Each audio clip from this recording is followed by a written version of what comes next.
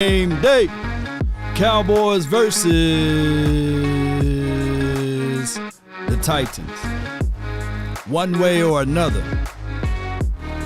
It is what it is, ladies and gentlemen.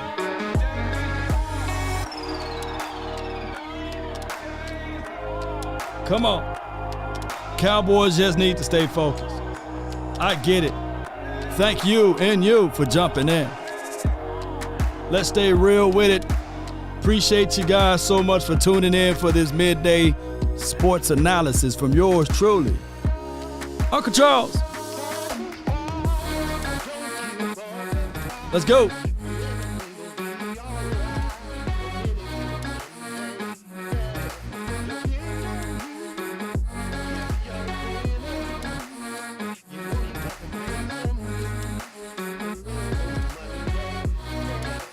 Come on. The name is Law Nation.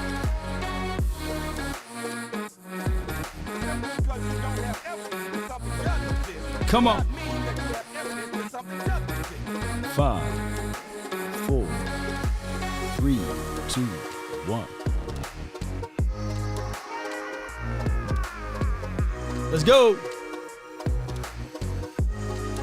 Come on. Hey. What's up? Shout out to you. It's game day.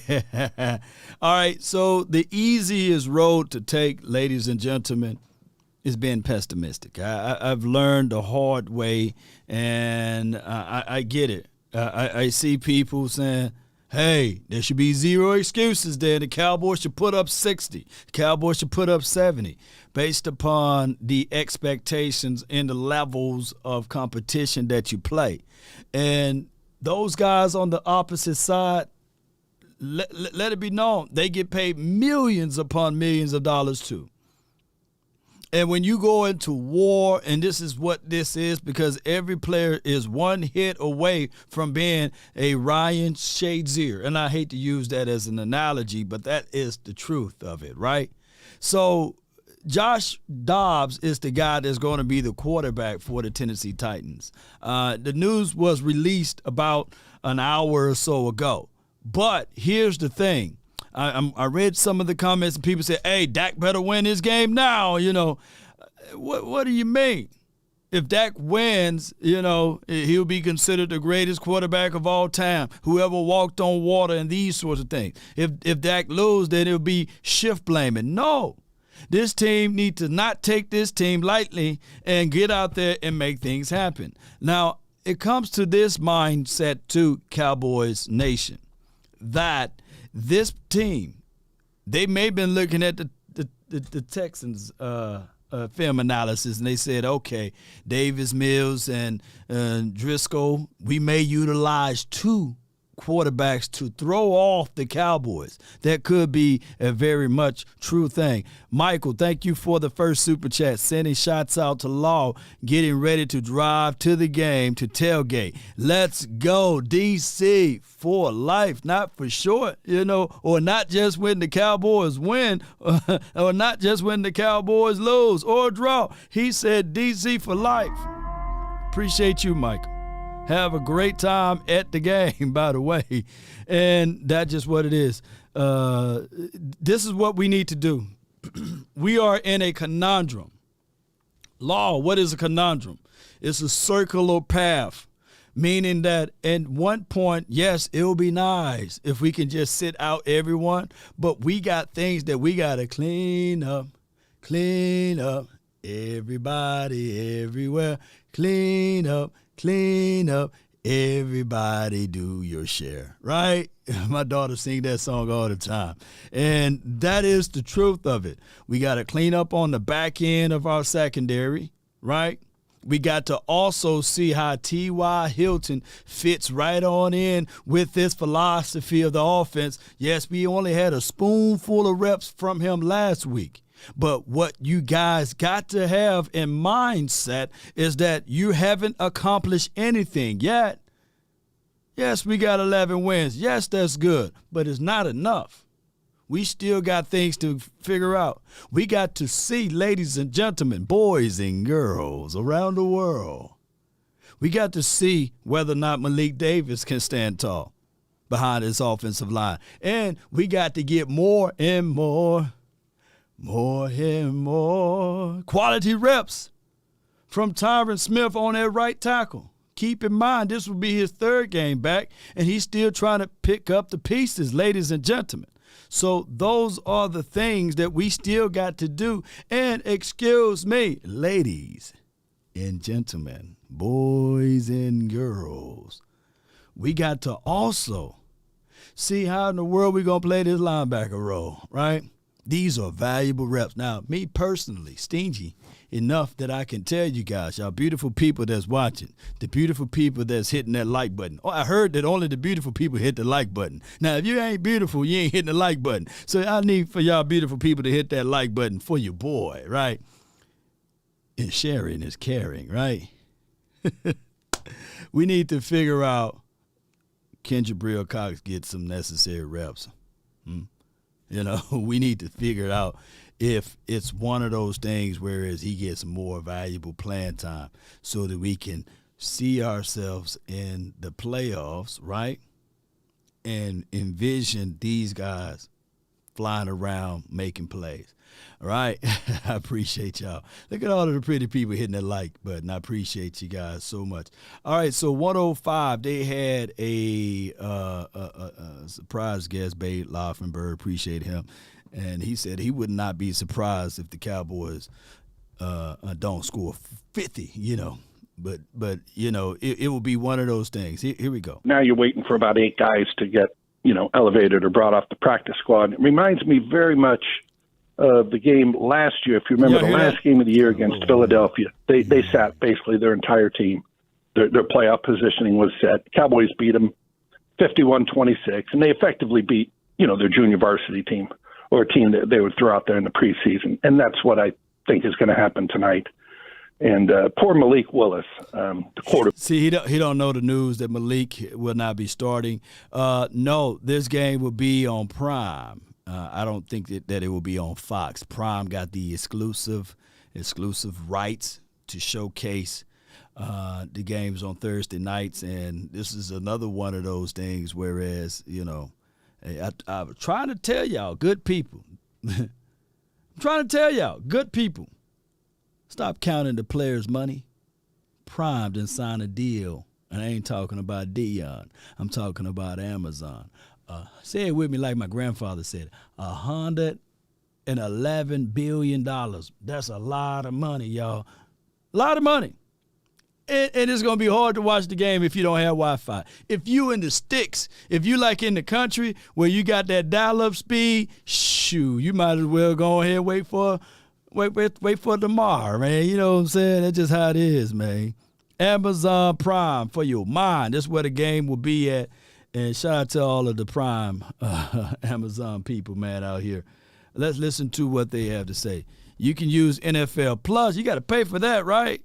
It comes on, or you had to wait. Say, man, I don't have to wait. Or you can just listen to me, man, as I give you guys some analysis play-by-play, Quarterback for Tennessee. He's just going to be, I'm just stating right now, he will be overwhelmed tonight. He's already struggled mightily playing the position, and he isn't ready.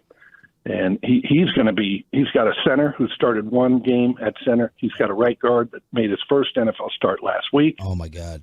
I literally feel sorry for him. It's almost like when Ben DiNucci, remember the game COVID year, he went to Philadelphia, and he just wasn't ready. It wasn't Ben DiNucci's fault, but they didn't have a preseason, as you recall, from COVID. He'd never played in a preseason game, and now you're on the road, even though there were no fans. You're on the road, and you're playing a good Philadelphia Eagles defense. And hey, did they take it light on Benjamin? No, they didn't take it light on Benjamin DiNucci.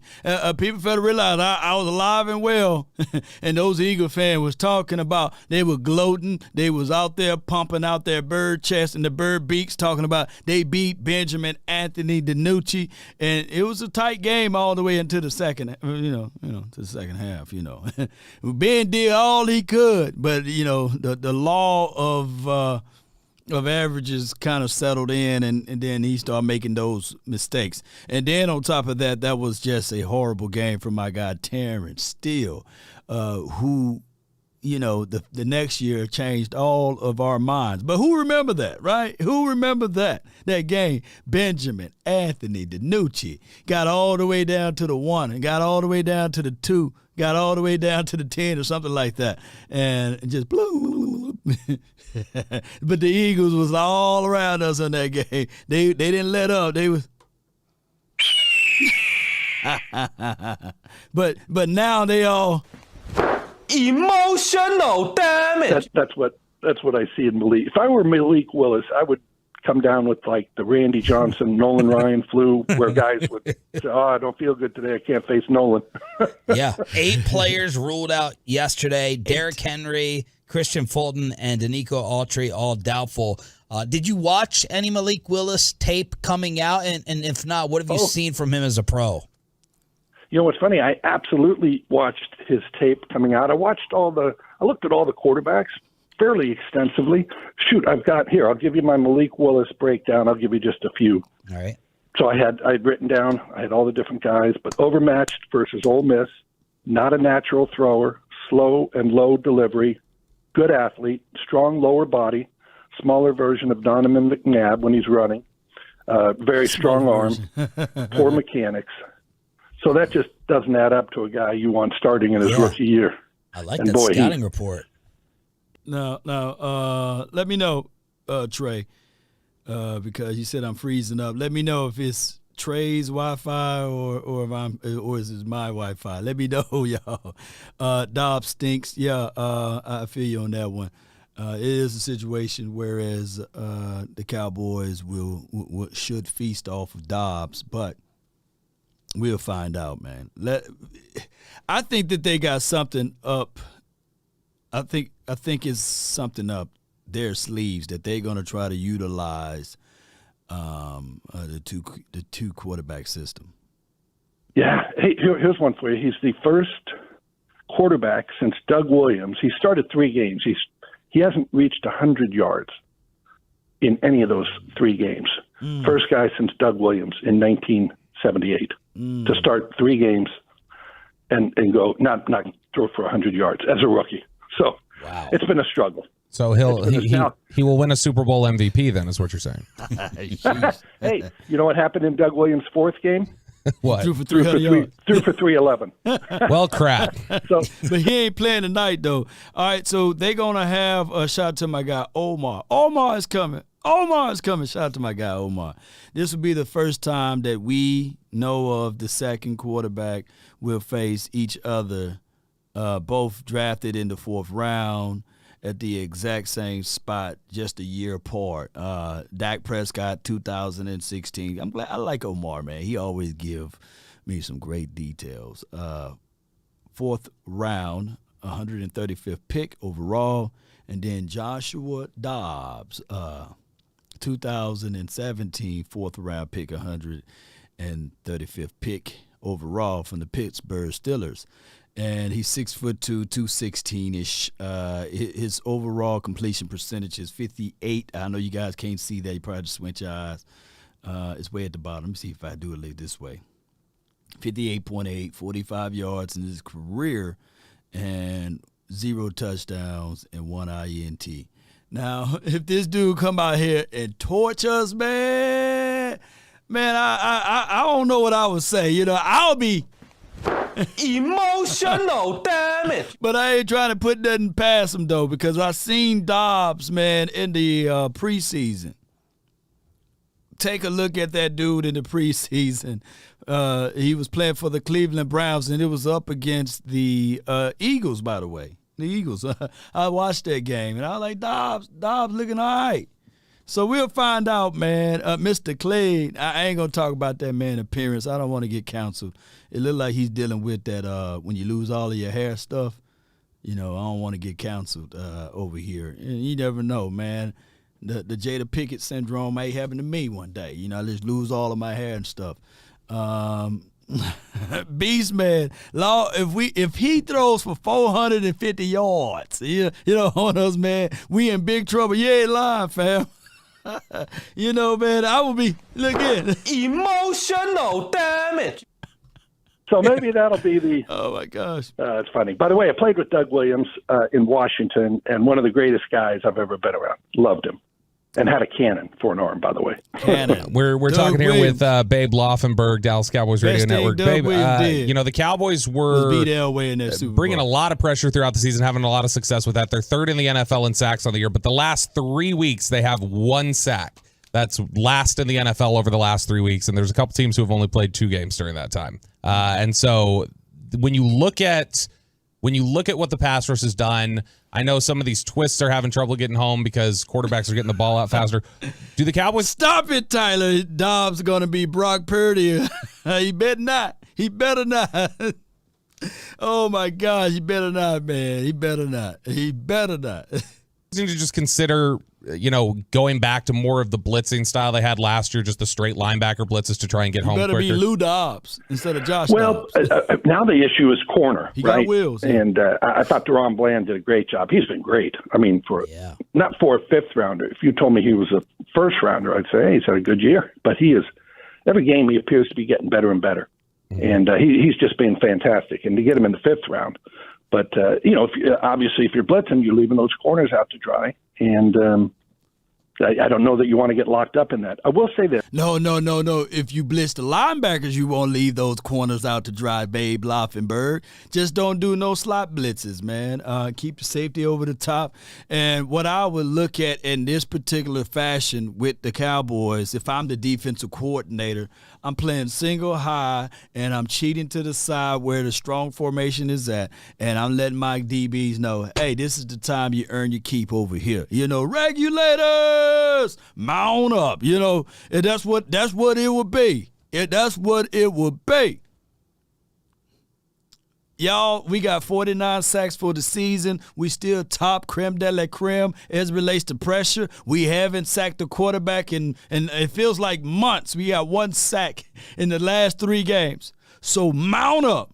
Somebody put the lyrics in there, man. What was the Cool Black Night? Somebody put Warren G lyrics in there, man. Somebody put Warren G lyrics in the chat. I need to see them so I can read them. Because I don't know them no more. We need to mount up, man, for real. Yes, a couple things.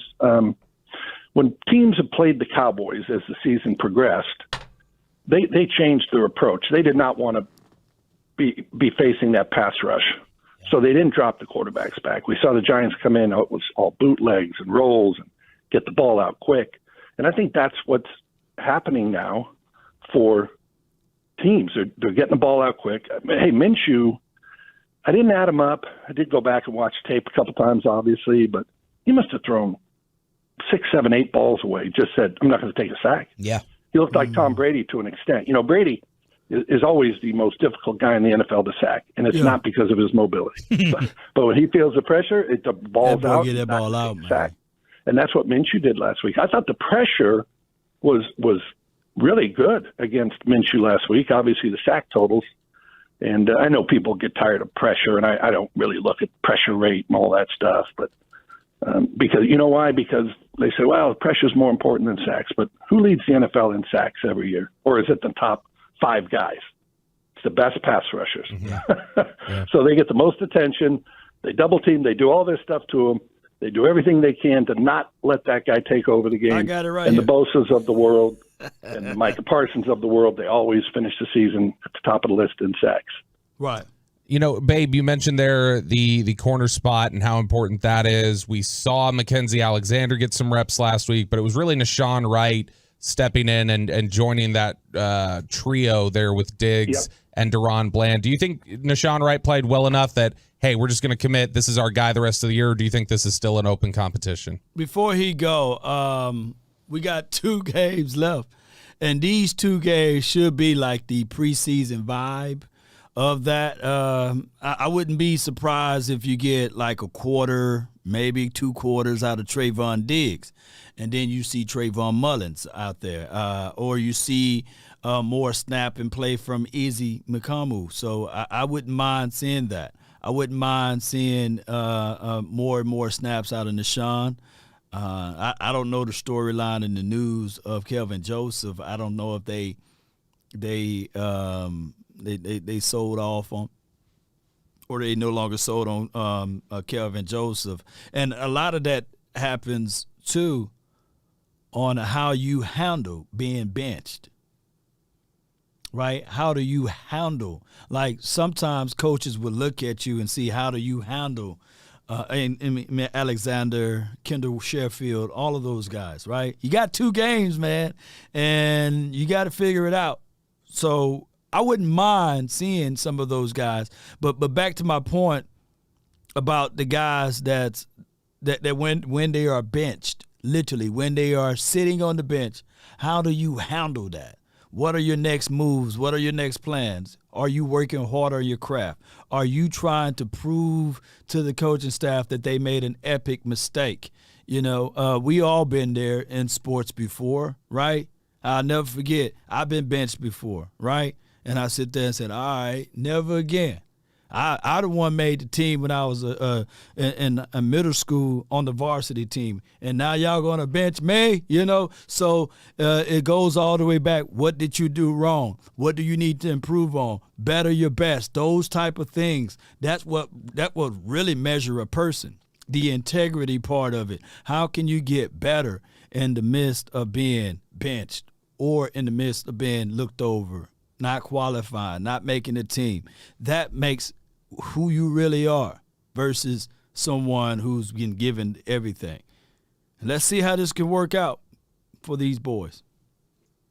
Well, I think Nashawn mostly played outside corner then Duran went into the inside to play the nickel spot, which he's obviously been playing. But hold on.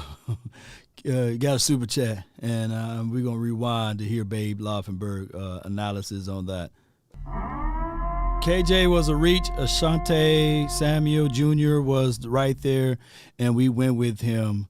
Big DB just because. I think their size and measurables are close, believe it or not, and I think my guy Jay Tuck went through that analysis.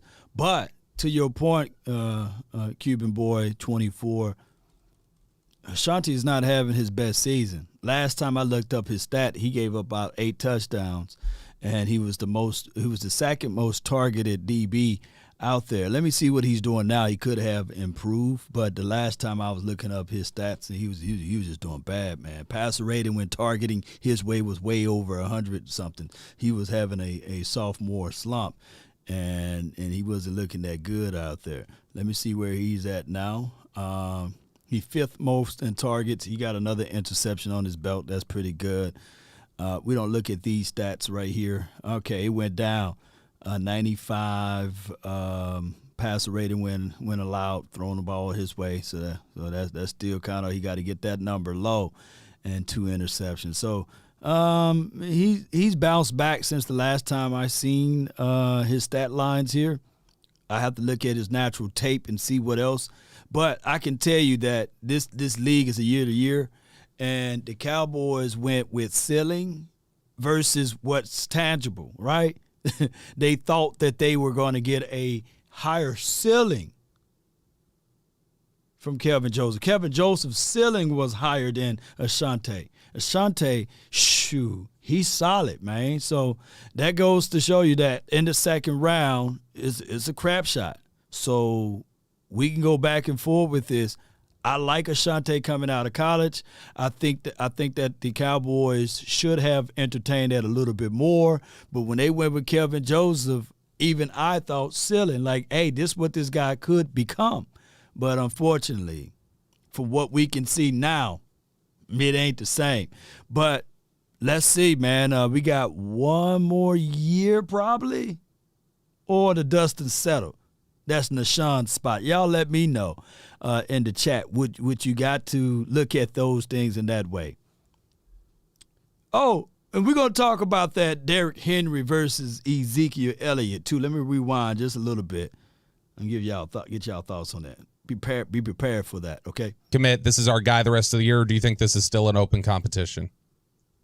Well, I think Nashawn mostly played outside corner then Duran went into the inside to play the nickel spot, which he's obviously been playing. But once Kelvin Joseph did not do the job, or however you want to phrase it, out there on the outside, and Deron went outside, he's done very well. As a matter of fact, Deron Bland, he'd never played inside before. He'd never been that nickel. He'd always been an outside corner. So he's accustomed to doing that, if you will. But, Nashawn Wright played about half the snaps last week, and I thought he acquitted himself pretty well. It's obviously a week-to-week proposition and really a play-to-play proposition. But I thought he acquitted himself well enough. And it looks like Kelvin Joseph probably will never see the field again, Wow. other than special teams. Babe. Wow. That's Babe Laufenberg. All right, I think that a lot of people, and I'm not talking about Babe because, people will see that, hey, man, Bland was on the outside. No. He still had nickel responsibility. It's just that the whole entire defense had to shift because we had someone trailing and following. And Trayvon Diggs followed. Let me repeat, Trayvon Diggs followed A.J. Brown. And A.J. Brown, to get open, they slide him inside. They slid him on the outside. They slide him back inside. They motion him to the opposite side of the field. And by doing such, it is better for your nickel corner in that type of light to still keep principles on your base defense or on your defense and principle on a cover 3 to still sit in his own spot. And that's why you seen, when you look at the tape, you say, Bland is playing on the outside now. No, you pay attention to where Trayvon Diggs is following. But I get it. I like Bland. I think that he can play all 3 positions. I think he can play free safety, left or right corner, and he can play down inside. So Bland was a unique pickup for us. I get it. A lot of people look what Tyreek Woolen's been doing over there in Seattle land with 6 interceptions as a rookie. But to me, Bland been more valuable than Tyreek Woolen of what he's doing over there in Seattle land. Why? Because this dude number was called midway through the first half of the season, and he never missed or skipped a beat. Playing two-way goals is a whole different world. And when we was out there in training camp, the brother wasn't playing inside. He was out on the outside. So I really like what both kids been doing, by the way. I like what Tyreek Woolen been doing, but I love what Dayron Bland been doing for us. Did the Eagles win change your mind at all or alter your thinking on the NFC and the contenders at the top if the Cowboys match up again with them? Like, did that game alter your thinking in any way, or no, because Hurts was missing?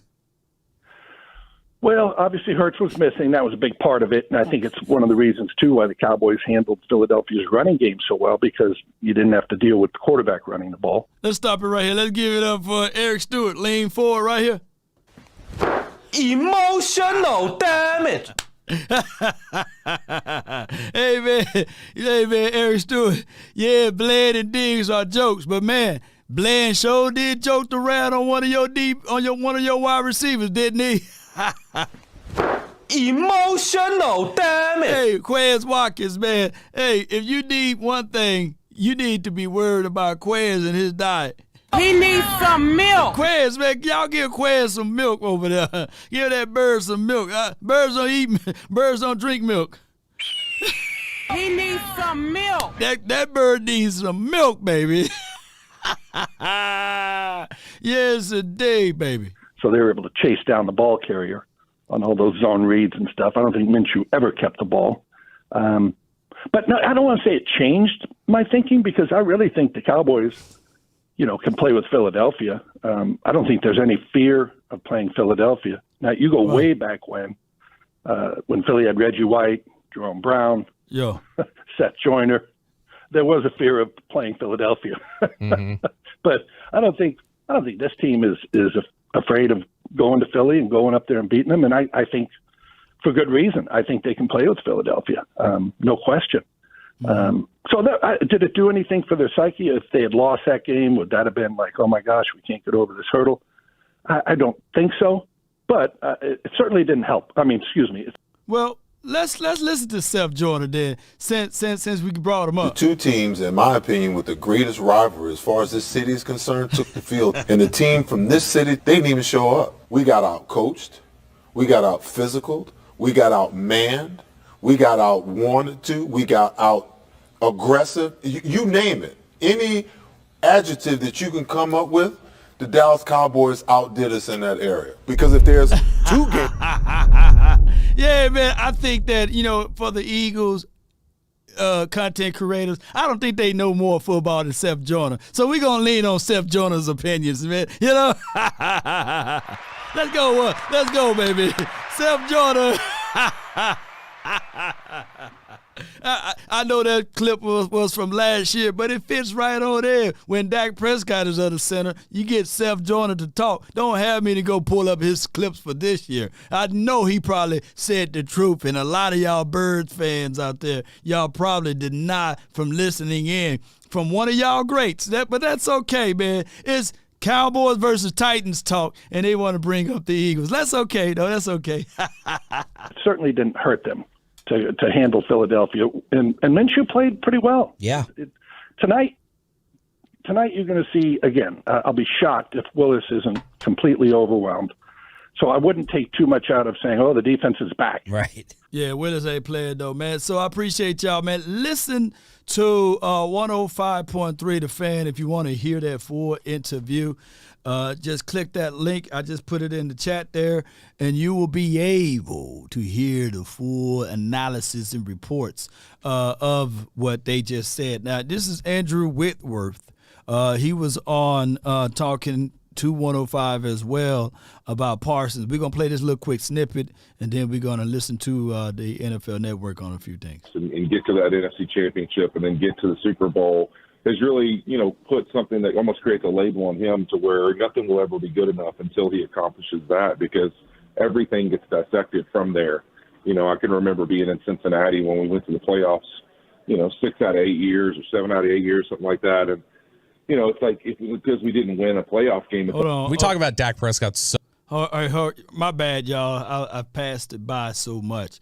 All right, so this is Andrew Whitworth. Let me reset. This is Andrew on Rain Dakota Prescott, and then he's going to talk about Parsons, and then we're going to dip out of that interview. Here we go. Of their team and where they're at in the year. So I think that part's been, something you enjoy being a former player. You have a pretty good connection, this quickly to the game, stepping away from it and being involved in this. You have a really, really good connection to the locker room. Yeah, Pollard out, y'all. We're talking with Andrew Whitworth here on 105 Through the Fan. Andrew, we're always really curious for the national perspective. We talk about Dak Prescott so much here in Dallas, and our own thoughts and our own debates about him and his level of play. We're always curious for kind of what the outside perspective is nationally. What is your take on Dak Prescott and how he stacks up as one of the, in the hierarchy of top quarterbacks in the NFL?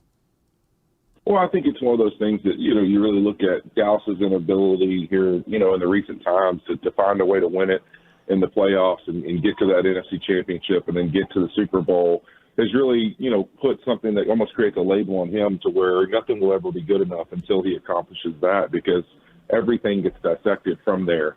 I can remember being in Cincinnati when we went to the playoffs, 6 out of 8 years or 7 out of 8 years, something like that. And, it's like because we didn't win a playoff game, it's almost like we weren't any good. And people forget how many games we won and really the credit you want to get for how you play your position and how you execute and win. And I think Dak's in that way. If you really look at his stats compared to a lot of other guys, he puts up a lot of great numbers and has a lot of success and wins a lot of football games.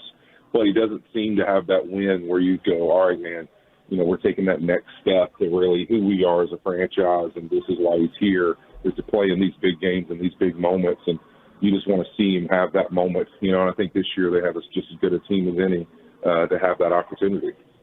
All right, so that's Andrew Whitworth, who we kind of clamored for to play for the Cowboys, get out of retirement. And he said he had to ask his wife, and I think she said, nah, you ain't finna be playing again, because if you think you're going to play again this year. You must be out of your goddamn mind. And then he was like, yes, dear. I'm telling you. He get the last 2 words of any argument with his wife, and I know he proud of that program. Yes, dear. You're right. Those last 2 words, those last 2 words of every argument, yes, dear. Yes, honey. If you say those two words, man, you will be married for a long time. You're not a short time. So that's what he did when he asked her, "Can I go play again?" And she was like, "You must be out of your mind." So neither here nor there. I kind of look at Dak Prescott from a standpoint of respect, and I hate to bring this name up because he's a part of our foes, and that would be Steve Young. You know, Steve Young had to win a Super Bowl to get that respect. Rightfully so. Joe Montana was the shoes he was trying to fill. And, Joe was getting long in the tooth, and they was looking to get someone else. Joe kept getting injured, and they elevated Steve Young. Similar to what we've seen with his organization. Like, I'm not saying that Tony Romo was Joe Montana. Maybe he was without the rings, right? and the stats and all of that stuff. But from the aspect of this fan base, a lot of fans look at it like, hey, call Tony, man. He can still play. Y'all call him back. Bring him back. If T.O. can play, Tony Romo can play. Let's just bring that back. Let's bring back T.O., and bring back Tony Romo, right? Tony Romo drops back. ESPN News, right? So a lot of people would like to see that. But Dak Prescott, I really believe that getting all the way to the NFC Championship game, that ain't going to be good enough, fam. He going to have to lift up a Lombardi trophy in order for him to get his due. That's just how it goes, unfortunately. And it wasn't easy. It wasn't even easy for Troy. Troy Aikman had it. Like, people think it was pillows and sunshines and rainbows, but it was difficult for good old Troy. I mean, he just had a coach that put fire up under him every time he turned around. Shoot, Steve Wash, you know what I'm saying? He had all type of guys. Rodney Peete was on that team one time. So he had guys that put a little Steve Berline, right? There were people, a third of the people that's watching right now back in those days who can remember, hey, man, Steve Berline, man, hey, he may can do something, y'all. He may be better. But that's just how it goes, ladies and gentlemen. With all of that, the Dallas Cowboys it's always difficult for the quarterback to play here in these parks around here. And that's just how it goes. Shout out to everybody that's tuning in. But in order for it, and even when Troy won his Super Bowl, on the team that won the Super Bowl, people still had their doubts, right? People were still saying, yeah, man, he good, but, man, can you imagine what Dan Marino would have done? Oh, can you imagine what John Elway, Brett Favre is better, all of those guys, Jim Kelly. And I was like, man, come on, man, we beat Jim Kelly. But they was talking about stats and stuff, and they were saying that, hey, he's fitting right into a system that's handmade for him. But give me that quarterback that can fit right into a system. People think systems are bad. Systems are good. Give me the system. There's Micah Parsons obviously got off to a really hot start. We were just talking during the last segment about how he had been the runaway favorite for Defensive Player of the Year for much of the year. It's kind of shifted over now to Nick Bosa. Hey, man, Kuda says Jason Garrett had Troy sweating, didn't he? Hey. You know how it goes. Because he's not had the same sort of production rushing the quarterback as he did earlier in the season. For you as an offensive lineman, if you were going up against Micah Parsons, how would you look to attack him? How would you look to neutralize him? Because he's obviously a very difficult matchup for offensive linemen. Well, yeah. I mean, you look at him and Nick Bosa, man, they're as rare as it gets, and two different styles of rushers. But you know what? There's a reason both of them are up there because they're both tremendous at what they do. But I think for him, what's unique about it is just how fast he's gone from a guy that you might play some off the ball backer to a rusher, and then out of nowhere become just unblockable. I mean, literally, he went from last year like oh man, this guy's a really good rusher, to this year just dominating games. And, not just rushing, but just his overall effort and his play. But I think, going against him, what you got to understand is I thought it's interesting to see him over the last few weeks. He's continuing to still, invent himself and find himself a little bit and grow. And there's new rushes and new little hezzy moves and kind of some jump rushes that he's doing that are interesting to watch and see him kind of start to work his game a little bit. What are the other things I can do? I think of Nick Bosa and how successful he was at a young age in the league. He was mostly a bull SWAT guy, and then now he's started to work in a spin and some underneath moves. And I think that what makes Micah so special is that ability to stop and start that he has. And so when you're playing him, you really got to be a lineman that has control of your feet, and able to kind of play basketball and understand that he's going to stop and start you over and over again. And his ability to finish and really at the top of the rush accelerate to the quarterback is really rare. I know there's been a lot of discussion about how offensive line is a position in the NFL that I think a lot of people feel like is thin. Like teams are always looking for as many offensive linemen as they can stack up because it's hard to find, 5 really good ones, much less depth. How impressive is it what the Cowboys have been able to do in terms of protecting Dak Prescott? All right, man, before they go into that offensive line talk, which I know a lot of people can't wait to hear, look, y'all. The Parsons argument versus Nick Bosa. Nick Bosa is like 270. 270. Parsons is 240, 245. That's a difference of 30 pounds, y'all. And Bosa is a full-time, I'm on the edge, I'm dipping my shoulder, I'm getting to the quarterback, I'm bull rushing, or I'm setting up hand techniques. I'm going to penetrate and get to the quarterback. And by the way, I'm going to have a big boy on the other side of me, right, so that I can get upfield. He's an upfield guy. They're not going to drop him off in the flats. He's not going to cover. He's not going to, get back and swat down on the hook routes and none of that stuff. So the problem is, ladies and gentlemen, is we taking a linebacker like Parsons in a base 4-3 defense, whereas we play a lot of big nickel and expecting to have the same results of what we see out of Nicky Bosa, right? Which is dog near impossible because one is 100% of the time and we over here looking at someone part-time. But here's the truth of it. Yeah, I get it, right? Who can be more of an impact in a game and these sorts of things? I truly believe in a system. I like Dan Quinn, but in a system, how the Cowboys are utilizing Parsons would be better in a 3-4 system versus a 4-3. Whereas, okay, if he's going to be your outside, then he'll be your outside linebacker with less responsibilities, and he'll just hook the edge and get upfield. And if he need flat responso, he can get off the flats and these sorts of things. But teams figure out, like, hey, there's only so many places Parsons is going to line up, juxtaposed to the linebackers that's out there on the field. And teams, smart teams, know how to punch the Cowboys in the mouth when they do that because it's such a light body.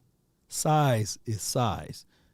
I don't foresee if Bosa was 240, 245, or even 250, him being the type and kind of caliber of player he is at 270.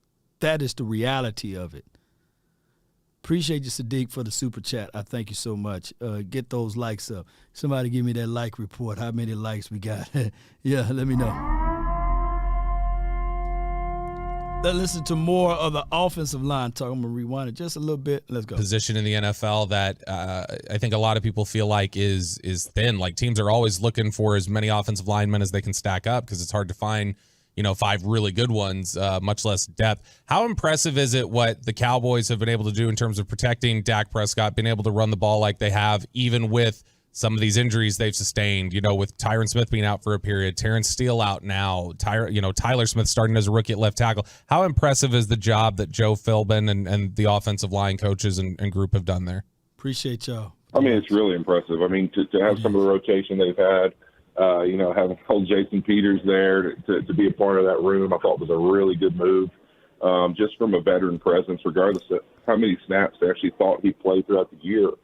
just being there for those guys and being in that room already makes people better just from his understanding and experience of the game. But, yeah, it's impressive to see them do that. And then, for Tyron Smith to come back and jump over at right tackle back where he started his career, I couldn't have more respect for the ability to do that, because I think people forget sometimes. I mean, talking to Richard Sherman, and a lot of corners who've played one side most of their career, we always joke about, Right. It's literally you feel like you've never played football before when you flip your feet like that. It's really challenging.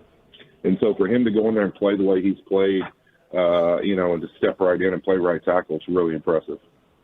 What have you seen from Tyler Smith? I thought the Cowboys were screwed when Tyron got hurt. That's the way it's been over the past few years. And then Tyron Smith is going to play right tackle for this rookie on the left side. What have you seen in his game, Andrew? Yeah, he just continues to grow. And, I mean, as an old lineman, that's what you want to do. There's going to be bumps along the way, and you're going to have moments where you're going to play a guy that you've never seen. And I think that's the thing people have to give patience to as a lineman. It's a lot about feel. It's about being a boxer or a wrestler in the sense that you kind of got to learn who you're going against and what they're good at and how you can block it. Because watching tape is great, but until you feel it, until you've seen a guy like, man, okay, this is how good his spin move is, or this is how good his long arm. Or Spencer Crawford, y'all put it down right now. It's like a boxer. Since he mentioned boxer, I want to know, man, Spence or Crawford?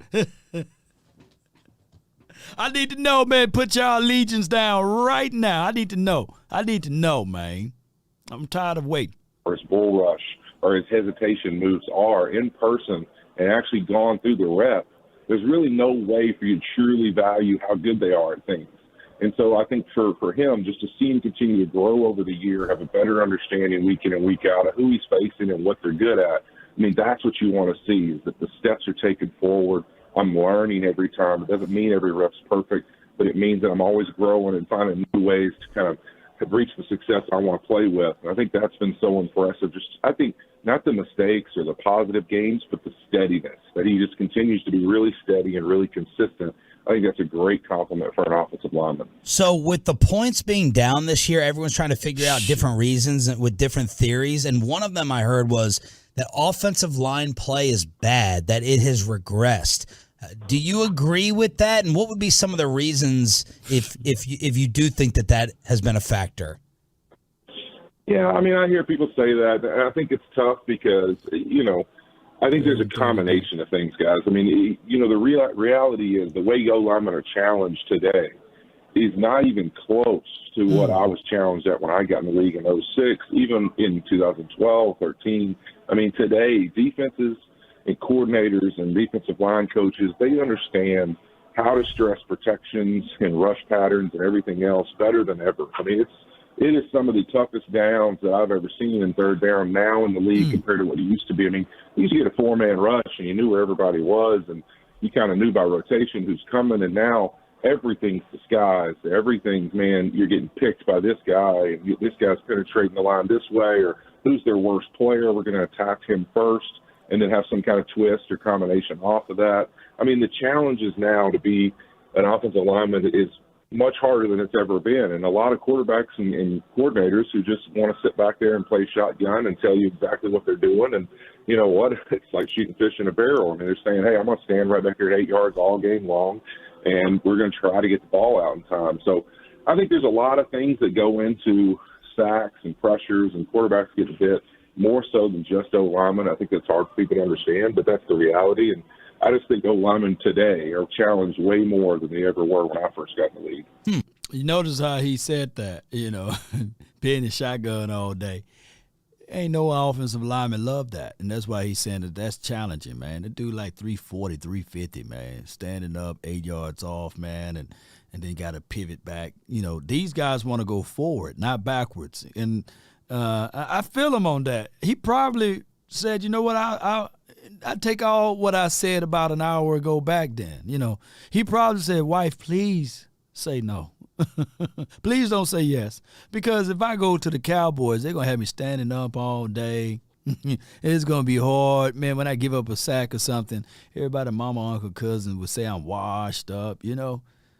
It's difficult. when you're not on a team that demands to run. You know, I think that if the Niners or someone like that, you know, they got a Trent Williams over there, so they wouldn't have needed to give him a call. But I think that he probably would have said, yeah, you know, because of the way they run, you know, the way they handle their offense. Let's go. We're talking with Andrew Whitworth from Amazon Prime, their Thursday Night Football analyst. Andrew, I'm curious, you know, we hear players sometimes talk about, you know, fans don't understand the injuries we battle through, or analysts don't understand, you know, these assignments or these route concepts. And it's a frustrating thing when you're getting criticized from fans and analysts when you feel like they don't have a good understanding of the nuances of those things. What, as a player and now somebody who's in the analyst chair, what's something you wish you could communicate or you wish fans, analysts, everybody would understand a little bit better about the game that they maybe don't have a great understanding of? Well, I think it's really, you know, how much time you got. It's interesting when you sit and watch a game, especially from, you know, if you're just talking from my position, offensive line. I mean, understanding sometimes the false starts or the holds, and you know, you get mad at a guy because he holds the guy when the ball gets outside of him.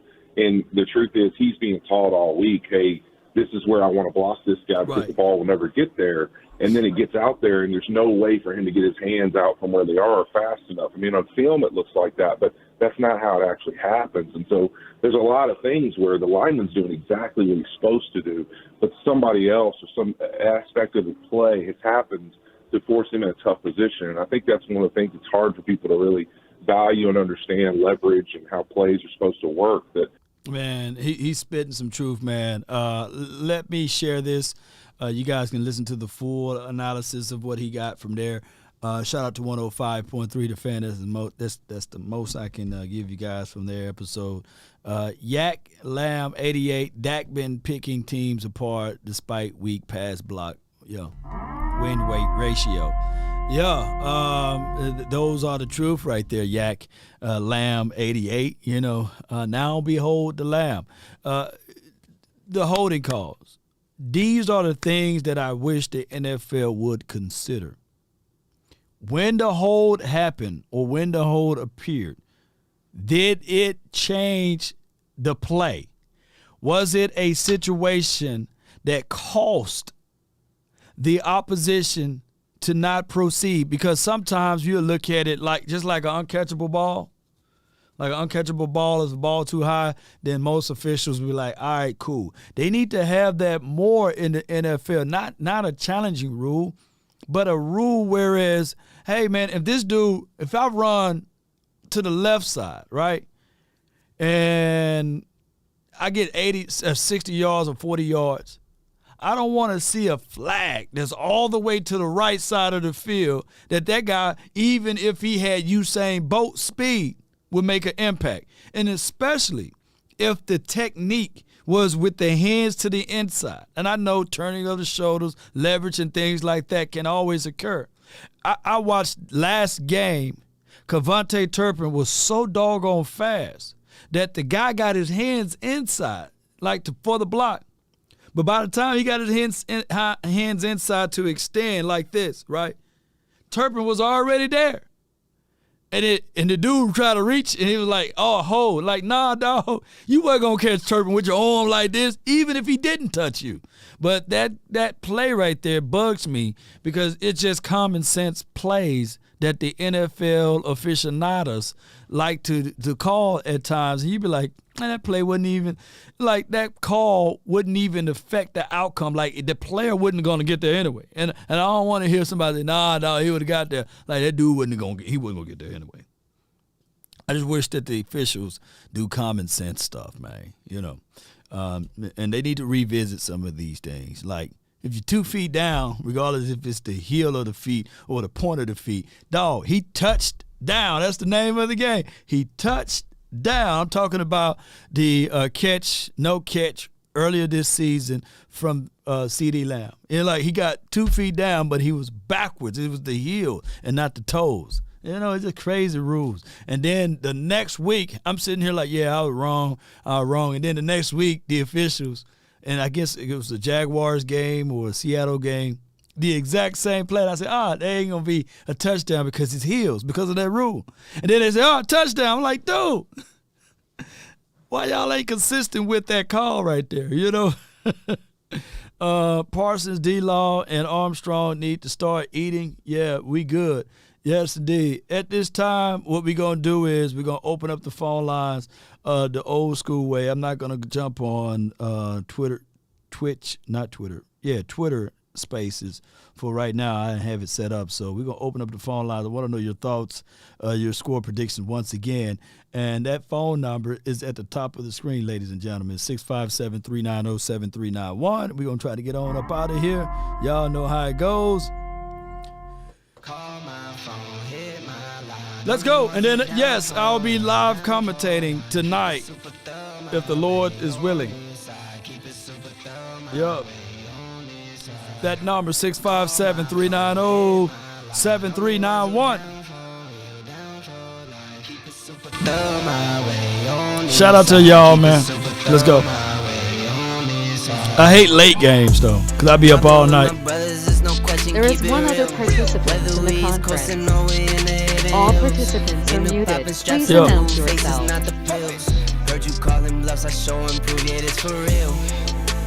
I love that song right here, man. Come on. Come on. It's the OFC what I'm coming in. The inside caramel just like 100 grand. Inside caramel, baby, like 100 grand. What's up, y'all? What's up, man? Appreciate everybody for jumping in. Let's go. I got Uncle Dave. You the first one. 520. You're live. Stelio. That's crazy, man. Yeah, I mean, I don't know if they're going to go with this two quarterback system like the Texans did. It might go Wildcat because that's probably the only chance they got of trying to get any points. Wildcatting it. Yep, it could be the situation there, wildcatting that thing all the way. That's what I would do. You know, I would look at that Texans tape and say, hey, I know that you can throw the ball better than Jeff Driscoll, right? I think you can be at least mimic Davis Mills. Let's go, you know. And I would have Malik and those both of those boys to do it that way. Oh yeah, I can understand that.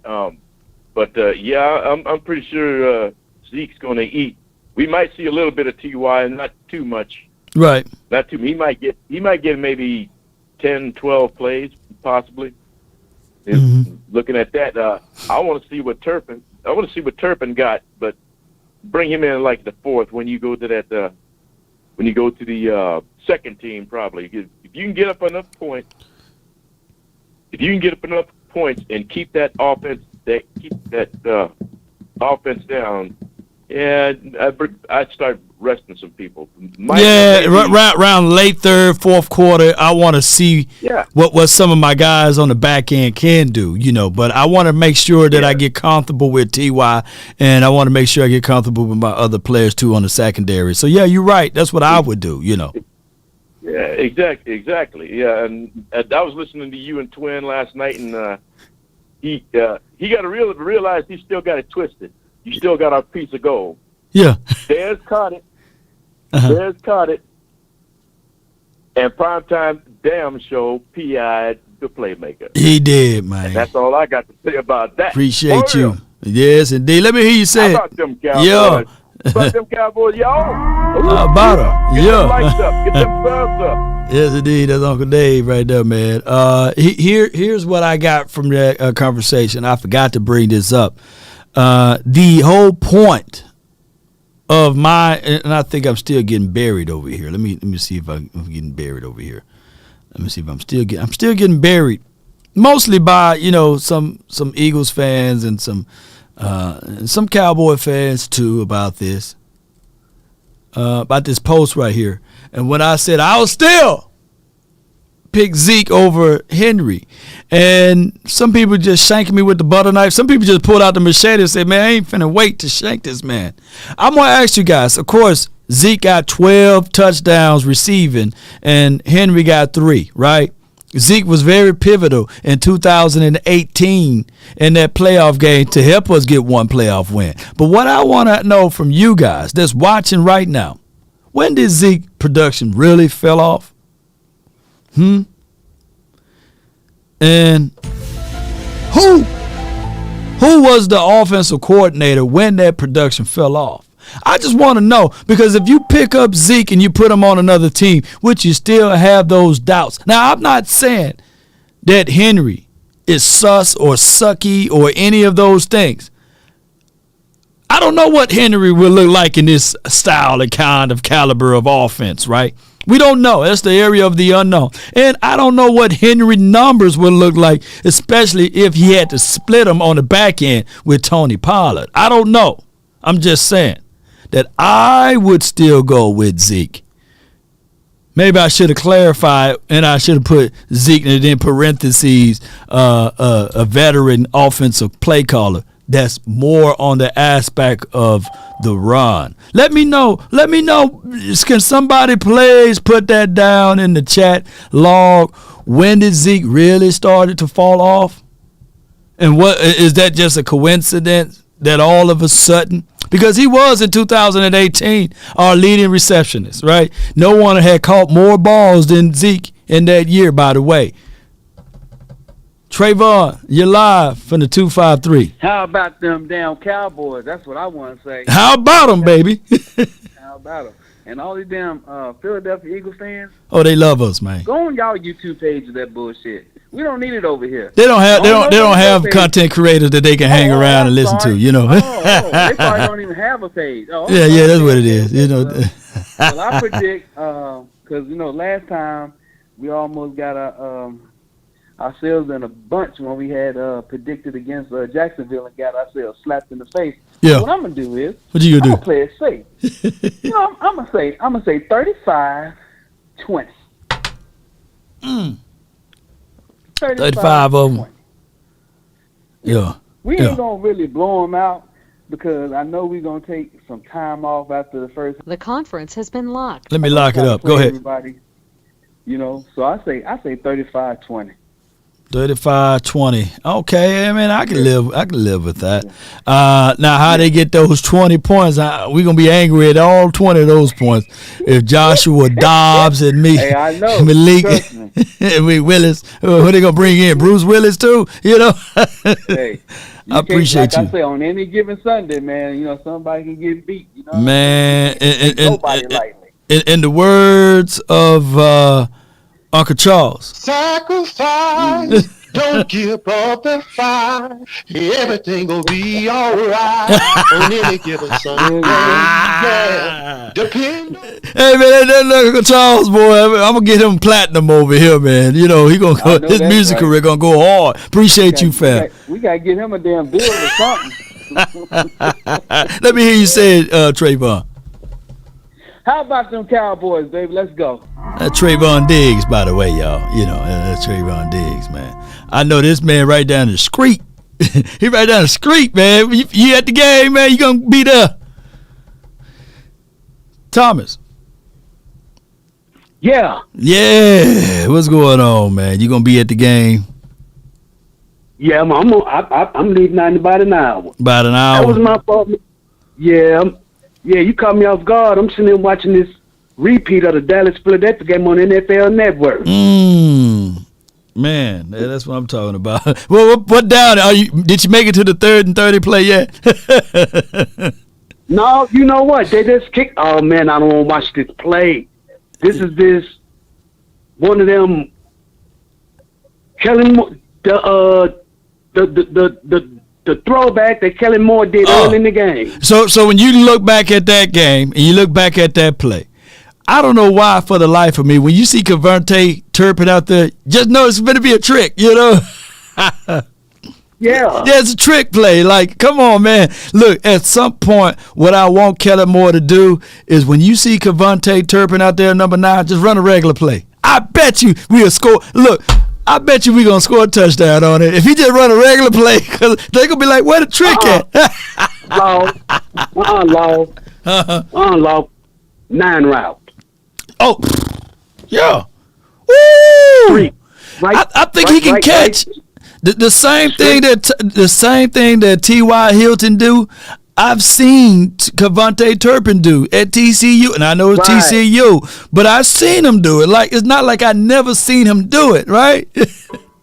Yeah, but man, they partied down on Broadway last night. Oh my God, I wish I was there, man. If I was still in Mississippi, I would have made that drive up that way, man. Yeah, the Titans and the Cowboy fans partied. They partied together. Because you peel back that Titans blue, you'll see a Cowboys color up under there. You see a Cowboys star. Mm-hmm. and like I told you a couple of days ago, Nashville, it's a Titan city, but Nashville have a lot of Cowboy fans. Man, tons. A lot of Cowboy fans. Yeah. Many moons ago, I used to have some fun down there on that street, man. Before I jumped the broom and everything. But I appreciate you, man. What you got for this game? Well, what you got for this game, man? You got score prediction. Time. My score prediction is 34-13. Okay. And what the people like out there talking about Dobbs? Are they mad that Malik ain't starting, but they know they finna run a 2-quarterback system? What's finna happen? Well, I don't know if any of y'all know, but Dobbs played college at UT, so he played with the Volunteers. So that's it's more of a good thing for the for the community because of where he played college at, and I've always been a fan of Josh Dobbs. He's a brother and everything. Gotta pull for him on that. But we still gonna kick that ass. I'm sorry, wrong uniform, dog. Well, let me hear you say it, man, before I let you roll. You get back to that game. You watch. Go Cowboys, baby. I predict the Cowboys gonna win that game. You watching?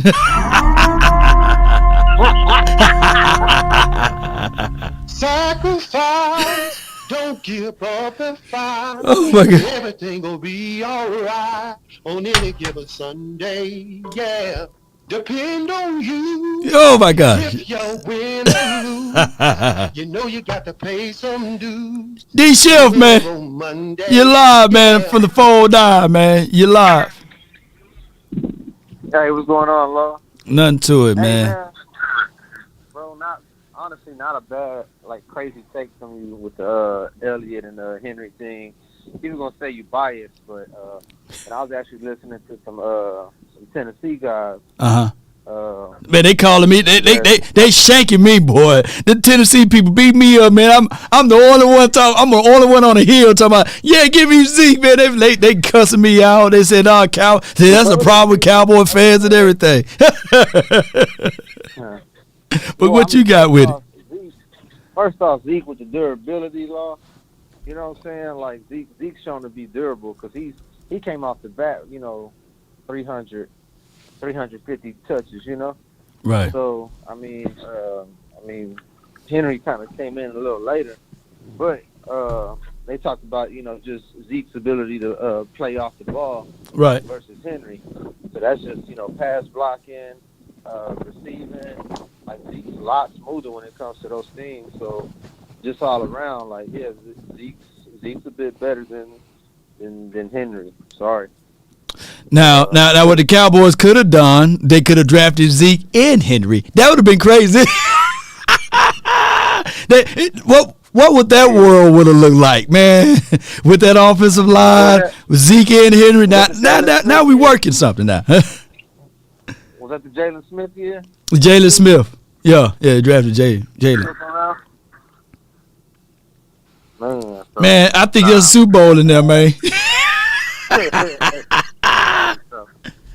Probably so. Yeah. But, man, I think the key number for this team, man, is just to kind of hold teams under 130 yards when it comes to the run game. Right.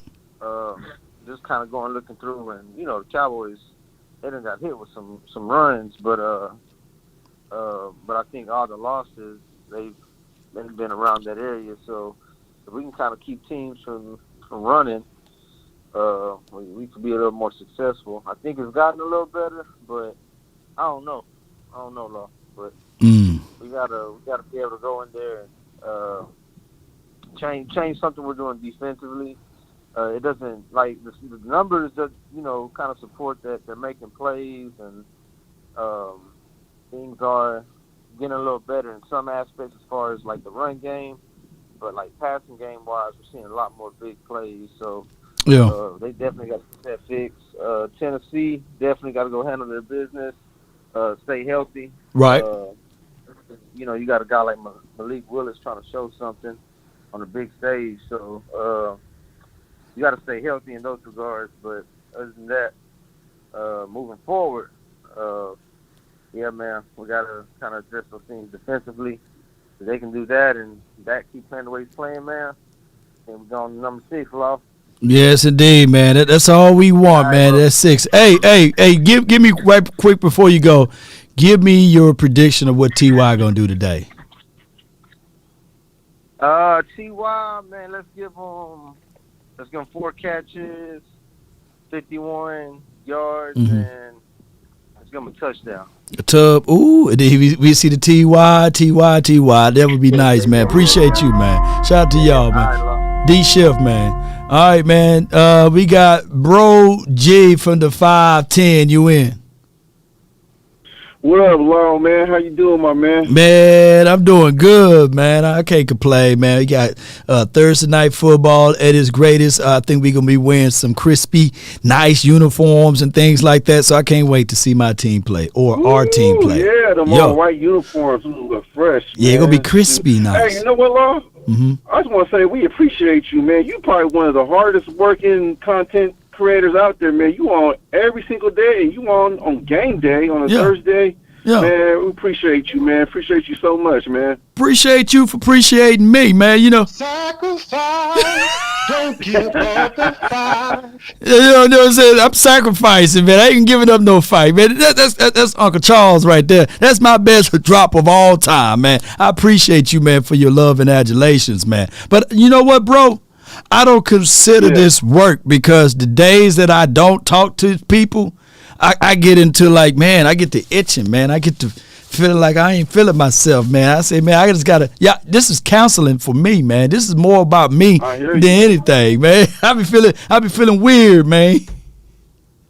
And I'm pretty sure, man, you give a lot of people hope when, all your encouragement in your poetry you be saying, man. Hey, you be making a difference in people's lives, man. So that's a big thing.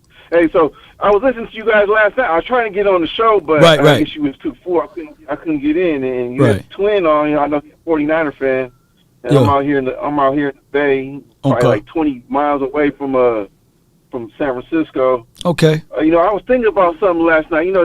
They looking really hot, right? They are. I mean, I ain't gonna lie, they look good. The defense look good. I ain't gonna front, right? He let me know every time too. Sure, he texts me personally every second. Hey, I'm like, come on, man, leave my data minutes alone, man. So I'm on this website with all these 49er fans, right? All we do is talk mess about Cowboys, Niners, back and forth. Right. So I was checking this out. The Niners have not beaten anybody. They've only beaten one team that's above 500. Ooh. They haven't beaten teams with not even 9 wins. The only team they've beaten has an 8-7 record. That's the only winningest team. Everyone else they've beaten is at 500 and below. All their losses are to very inferior teams. So they kind of sound like us last year. How we had a good record, but we ain't really beating no one really good. Right. So, man, I think that's gonna make a big difference when it comes to the playoffs, man. When you ain't been playing really good teams and you get into that playoff, I think it's gonna be a little different kind of smoke, man. What you think, Law? That's what I try to let him know. I let him know like last night. I said, man, Washington, they put up 20 on him. And his defense supposed to be this vaunted defense, but I remember how many points did Washington put up on us? I think it was like 12 or 15 or maybe 10. So I'm like, like 13, 10. 13, yeah. So there's some cheeks in that armor over there. In last year, just to be honest, man, that's why I was trying to tell them that the Cowboys more so lost that game versus the Niners, man, because we lost it up here. We had the belly nervousness, you know what I'm saying? The sunlight, you know, all of that factor. Jerry Jones refusing, right?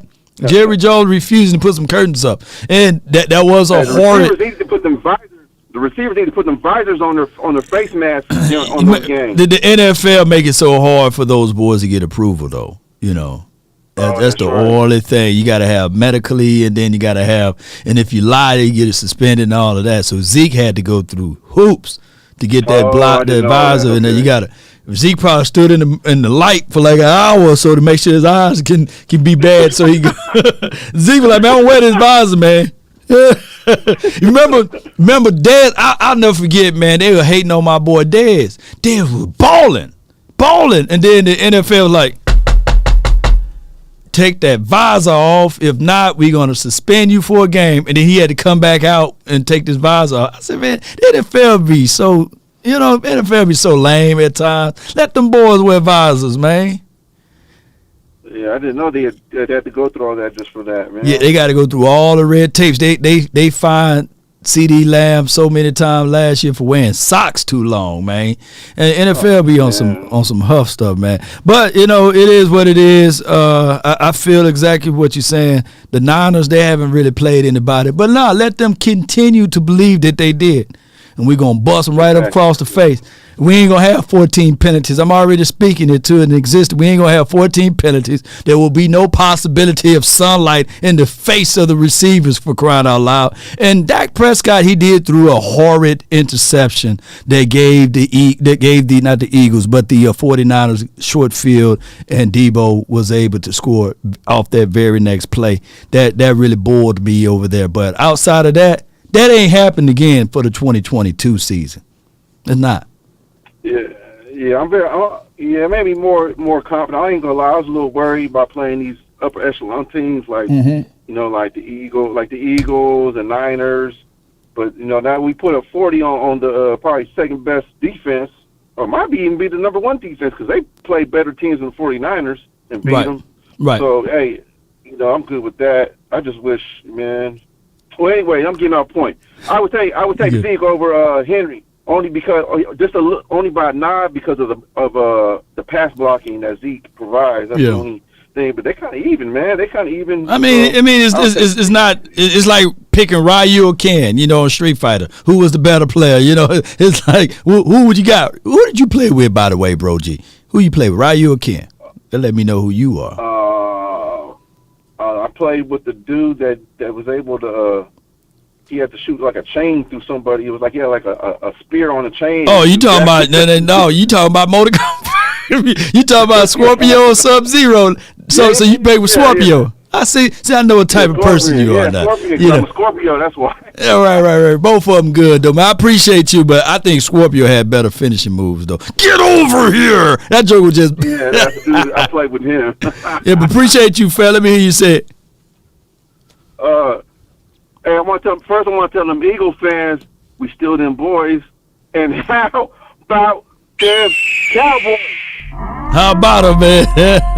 Appreciate you. That's Bro G, man. Scorpion or Sub-Zero? Sub-Zero guy? Okay. All right, let me see where my Ryu guy is at, man. Or Ryu, however y'all really, whatever he say his real name is. Whoopsie. Yeah. Get over here. You know, Ken was bad with them feet, man. Ken feet. Boy, we go all day with that, you know. We got Bruce in the house. What's good? You live. Mr. Law, man. Thank you for being there for us. Man, all day, man, Bruce. Talk to me, man. What's on your heart? Yeah, between Zeke and Henry, doesn't it look like Henry has more negative plays, or his negative plays are longer? Like he takes it, you know, he's not so fast out the hole. He's a build-up guy. Once he get to rolling, you don't want to get in the way of that. Ask Earl Thomas, man. I think he retired just because of that. Yeah, but I go with Zeke. All things being equal, he spilled blood for us. You know what I mean? And he's been in the trenches, and so he paid the price. I believe in a little bit of loyalty. If there's no other, if it's a toss-up, I'll go with Zeke. It's a toss-up. Yeah. And Terrell Owens, now, I'm going to start this by saying I don't think it's a chance in heck that Jones is going to sign him. But just if he did, you're not asking to play full court basketball all day. You got to just make that 10 yards, 15 yards into the corner of the end zone, high point the ball. He's got, he still has those skills. And he still has some hops. And so say that he called one touchdown. Right. And then what would that do to the opposition's defensive coordinator? He's got to account for T.O. and Gallup and 88 and T.Y. I mean, that's going to really make a mess of the defense. What do you think?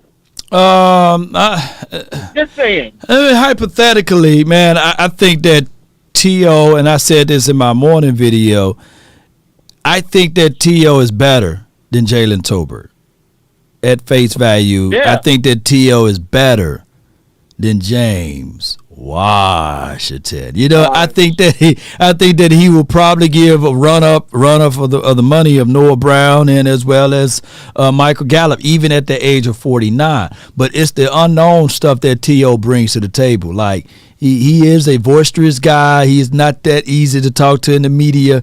And on top of that, it will be so much confusion. He did call out Dak Prescott earlier this year. So I don't think that if you entertain the clown, you know what I'm saying, you might as well bring the circus home, so I wouldn't want to do that. I get what you're saying, like the benefits of it, but I would rather for Buffalo or even the Eagles to try him out versus us at this point.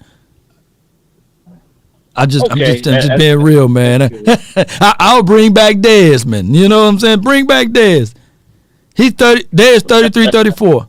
Remember when T.O. first got here, he was 33. T.O. had his best year with the Cowboys at the age of 34. All right. And I'm going to give my prediction. Go ahead.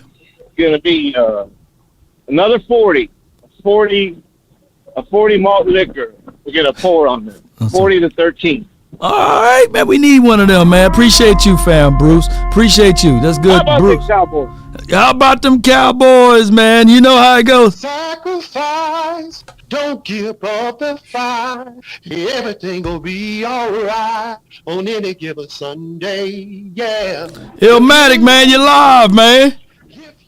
Hey, Law, what's going on, brother? Nothing to it, man. Just chilling, man. Hanging with some of the greatest fan base in the world, man. What you got on your heart, man, about this game and T.O. and Dak versus Joshua Dobbs, etc. What you got, man? Well, first of all, Law, I just want to say, we need to give Parsons a break, man. Some of the fans do, because Parsons. I mean, look, I had the flu over Thanksgiving. Oh wow! And I was like a big 6'5", 250-pound baby walking around that house. Yeah. And Parsons, just getting over the flu, is able to get out on that football field and still get 8 pressures, man. That boy's a beast. He is. We got a beast on our hands, and we need to learn to appreciate it.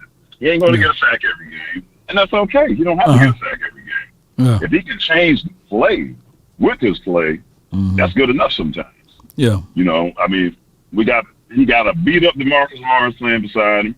Sam Williams is hurt. Yeah. Dorrance Armstrong is kind of disappeared. Break it down. Yeah. Dante Fowler, nowhere to be found at times. All right. Let me ask you a question. Talk to me, man. Is Neville Gallo still on the team? He's there, man. I done seen that offensive line pick him up in his last game and moved him, man. Yeah. Bro, that's the biggest letdown for me of the whole season. I thought this guy this was going to be his year. He was going to come out there beasting. Right. Right. Man, he's done nothing. Brother, he's done nothing. I mean, and Osa started off good, but he's kind of faded away too. You see little glimpses of Osa, but you don't see nothing from Gallimore. It's like he's like this pulled a disappearing act. Well, So well, the thing is with Osa and Gallimore, those are 3 tech guys. And what we try to do is with those guys is play them in a tradition, whereas sometimes they line up over the center, right? Sometimes they're taking on more than what they can handle. Those guys are designed to stop the pass and not necessarily on a consistent basis. Even if you look at their scouting report on stopping the run, they're not known for being big run stoppers. They get up, one gaps. They're gonna shoot through the gap, get upfield, get to the quarterback. And where you see Navell shine and Osa is in the late fourth quarter when they've been wearing down the opposition, and they get up there. Now the only reason why Aaron Donald been an undersized interior guy whooping is because he's uniquely and fearfully made, you know what I'm saying, as far as his strength, And I don't know where his strength comes from, but man, he just had that strength and he kept going. And I don't think that those boys are as strong as a Aaron Donald, and that's just a unicorn there. But we can see some flashes out of them on the a pass rush situation. But the problem is teams have already figured it out, and you can't have too many of the same type of guys. Well, no, I thought, with Neville Gallimore's quickness and Osa's quickness, that would help to compensate for the size factor. Plus, Neville Gallimore beefed up a lot, so I thought this guy was going to be, something special. Yeah. Now, Osa, he should wrestle, so, he got a lot of moves, so he should be able to do some nice little swim moves inside, dispatch some of these guys sometimes and get us a couple of sacks. Yeah. We got more out of Malik. What's his name? Malik. He went to the Raiders. He was a splash guy, Collins. 6 sacks though. Malik Collins. Yeah, Malik Collins. Yeah. Yeah. We got more out of him than we're getting out of Osa and Gallimore combined. Man. So we just need something on that interior, man, to help us out, brother. Because that hurts us. Man, this off season, what I want the Cowboys to do.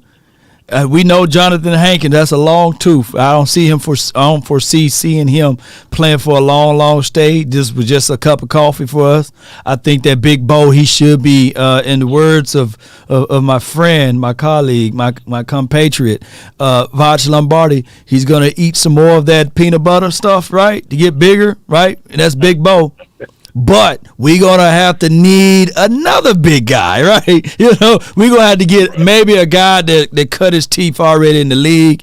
I would say get a veteran guy that we know got a good resume of stopping the run, that can fit right inside, that's not long in the tooth, and bring him in for not just a cup of coffee. And I think that you would see more opportunities out of Parsons, and what the Cowboys should do, in my humble opinion, and this is no shade at DeMarcus Lawrence, I think that we should draft a defensive edge guy early to pair up Sam Williams on one side and the other guy. Because Dorrance Armstrong, he phased out. I think what Dorrance Armstrong should be is a rotational guy that comes in, whoops some butt, get back to the bench. But I think that Sam Williams should be a starting edge guy. And whoever we go in the draft, we draft early for a DT or a defensive edge guy. Or we go into the, trading situation to bring in a legitimate defensive tackle that's been here before. That's my thought. I want Deron Payne, man, if we can get him. I mean, that my friend would be nice. What's the kid from the Jets? Quentin Williams, somebody like that? Yeah, Quentin Williams. Yeah, I mean, that'd be life, right? But I think the Jets paid him or something. Quentin Williams, Deron Payne, somebody that cut their teeth in the league, instead of playing around with your food. Right. Yes, absolutely, man. Hey, Law, let me give you 2 predictions real quick. Give it to me, man. Number 1, I think we're going to win tonight. It's going to be I think we're only going to get 31, but we're going to hold them to about 10 points. Mm-hmm. I think we're going to do more running than passing, so I think that's going to keep the score a little bit lower. But my second prediction, man, I think Errol Smith's gonna feel like he was in another car wreck when Buddy Crawford get through beating. The body snatcher, huh? Yes, sir. Yes, sir. Oh my gosh, I can't wait, man. Whenever it happened, man. But Spence got to get right first, man. That car wreck, man. Come on, man. Yeah. His boy, he lucky, but he unlucky at the same time. Appreciate you, man. All right, brother. How about them Cowboys? How about them, man? Team Spence all day. Look at the Spence. Yeah. He the body snatcher. Spence. Yeah. James Washington. Shout out to you, Holly. Yeah. Sacrifice. Don't give up the fight. Spencer _ Texas Jr. Appreciate you. We going to win 37-9, baby. How about them Cowboys? DC for life. So is this EJ right here? You EJ, this is your dummy account. I bumped into you, man, at a couple of months ago, man, down there at the Nick and Sam's, man. You remember? Yeah, I was playing. Spencer, he's a junior. Shout out to y'all, man. Cam. Oh, Cam. 205. You live. Law, comment. First, I just want to say, I thank you, Law. I had seen a video of some people who always go at Mark Holmes, Law, and what made me mad was that they came for you. Right. And then I looked up on the comments, and I seen you comment up on their posts. Right. And with and the person who run the account, he said, well, during game day, play-by-play just ain't your thing. And I want to say this because I feel like for you, Law Nation, we need to protect you at all times, because not only do you take out your time to be with your family and stuff, to give us content and to break down, play-by-play for certain individuals or for the whole offense or for the whole defense. You take out your time, you put those videos up. Yeah. And also, what the guy said with your poetry and stuff at the end, also, I was going through hard times at one point. I said like 2 years ago when I was listening to you, I was going through hard times. And one of your poems really had hit me and it touched me in the way I was like, you know what, Law Nation, right? You shouldn't you shouldn't hang your head. You just should make those L's into lessons. And so, you take out your time to do that. And for people to be hating, I just want y'all to know the same way y'all hate on the Cowboys, y'all hate on Law Nation, because y'all ain't doing nothing but watching his videos and get him paid as well and turning his channel up. Appreciate so y'all it, man. Keep on hating. But to everybody who want to hate on Law, he got a whole team behind him. I'm riding with Law all the way. Man, I appreciate that, man. To the soul, man. On my soul, I appreciate that. On my soul, man. That's why, man, always, man. That's why I appreciate it, because like I said, man, you take out of your time with your family to bring us videos, and you be on the line with us 3-4 hours straight. Sure and do, all man. That. Yeah.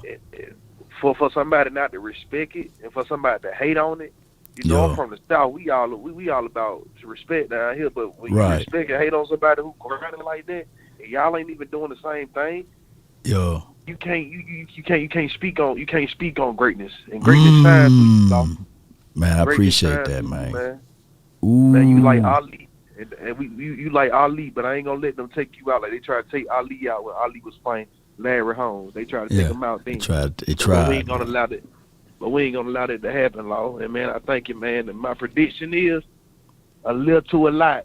Just like my boy Michael Irvin said, we had put up 40 points on them Eagles, a 40 burger. Ooh. We go out. I'm 40 burger. That's what he said. He said out 40 burger. Yeah. So it's gonna be 40. It's gonna be 40. I say the 10. I give him 10. Ooh. I give him 10 because they the Texans. Yeah. There is a variations of the Texans, believe it or not, like the Houston Oilers. Yeah. They second cousin. Right. I don't call them the Titans. I don't call them the Titans. I call them the Texans. Right. They play like some little girls too, and we gonna do them just like we do with everybody who trying to stop us. We just gonna keep on rolling. You see it? Hello. Good just call like that man, for you, man. Said we gonna keep on rolling, but man, how about them Cowboys, man? like I said, man, keep doing your thing. It ain't nothing but love over here, and we got your back. Protect Law at all times. Law Nation, baby. I'm out of here. Appreciate you, man. That's Cam, man. I appreciate it. I appreciate it. I've learned so much at my lowest points of life, for real. You know, that's why I said success is failure turned inside out, right? So when I tell y'all, man, y'all can tell, like, man, this dude ain't just telling this from some reality that he just want to sound good. I'm telling y'all from the pains, man. You know, I turn pleasure and pain. You know, I'm stuck in this game, so I'm pulling things and resources from my past, and I'm expressing it and I'm sharing it, right? And those are the things that, if I can just help one person, I done did my life. Sure, I done live good. If I help one person, just one person, and it's the few. It's not about the many, because I know, man, people sit back and they sit there and say, man, I can do that, man. They get on that thing, and they realize, and they get caught up, right? And some people, you see people start off fast, and then they fall to the wayside. But what I want people to do is don't try to compete with me, because it's impossible. It's impossible, because I don't stop. I don't give up. When I used to run track, marathon run, I'm starting off fast. I hit a dude and then, wow, you know, that dude coming out fast. And then sometime next time I race the guy, I start off slow. And then he'd get right beside me, and he'd be running, we running. I can hear that voice.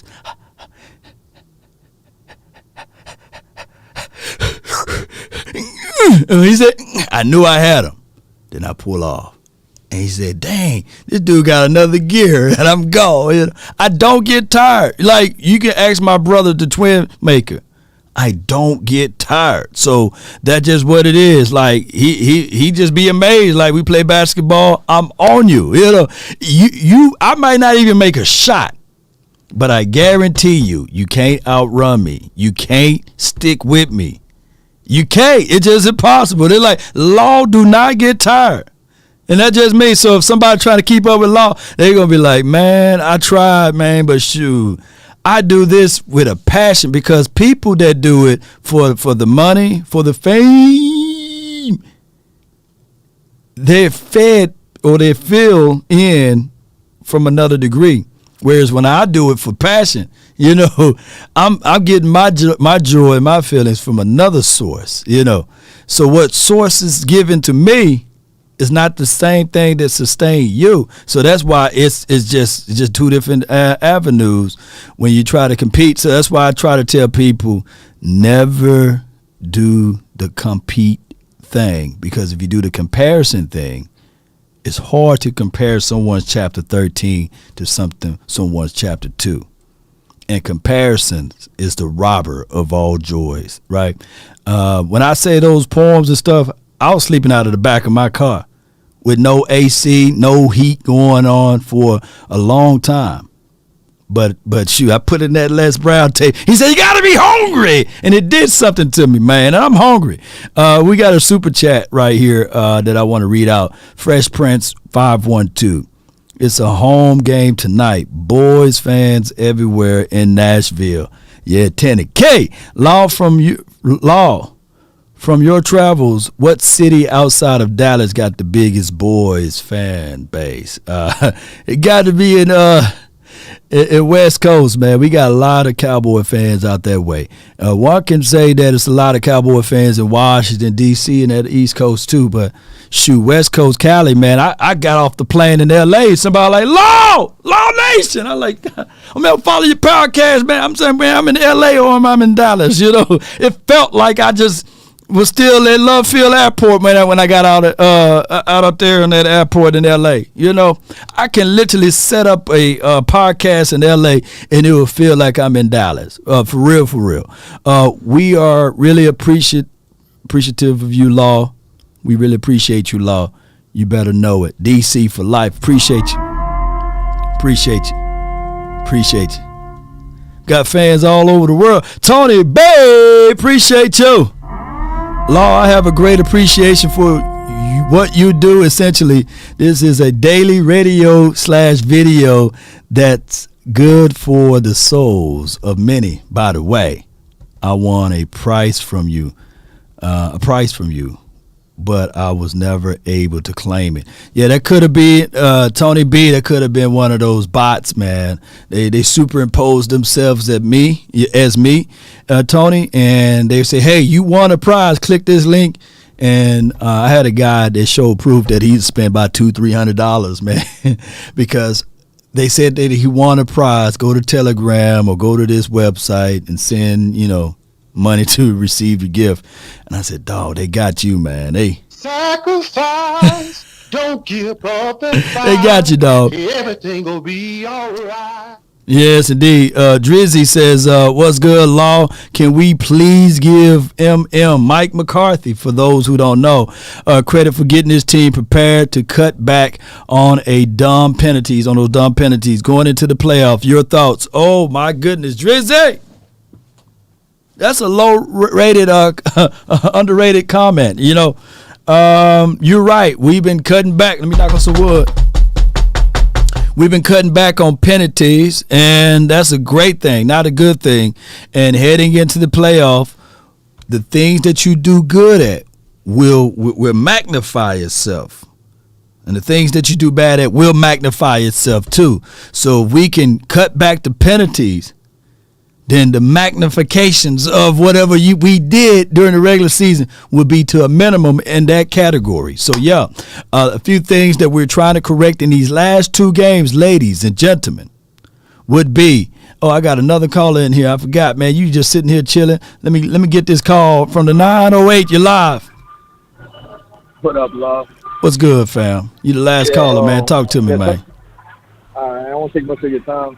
Talking about the Eagle fans, I work with plenty of them, and they're all superstars, and I love every minute of it.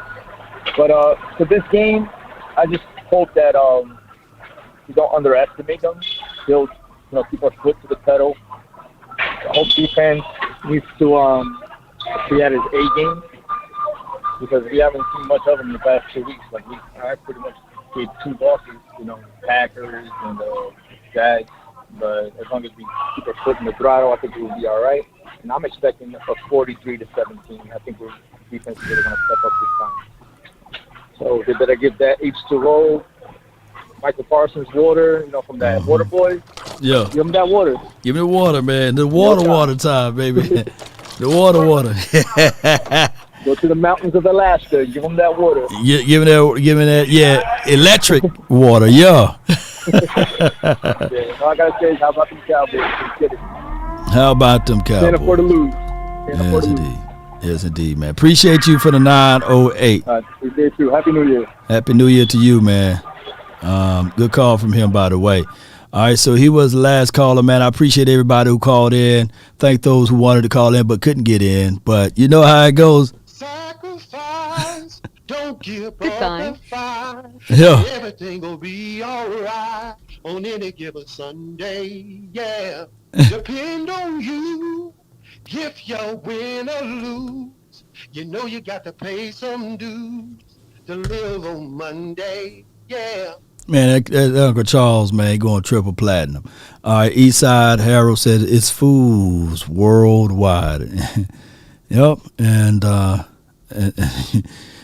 speaking like a true fool, right? You read right. Look, Eastside, you read right into it. Hey, Eastside, I didn't mean it. Look, man, you the one late. You the one alley hooped that one. It's fools worldwide, and you the fool. Man, that's why we love you, man. That's why I tell the mods, please don't ban this, man.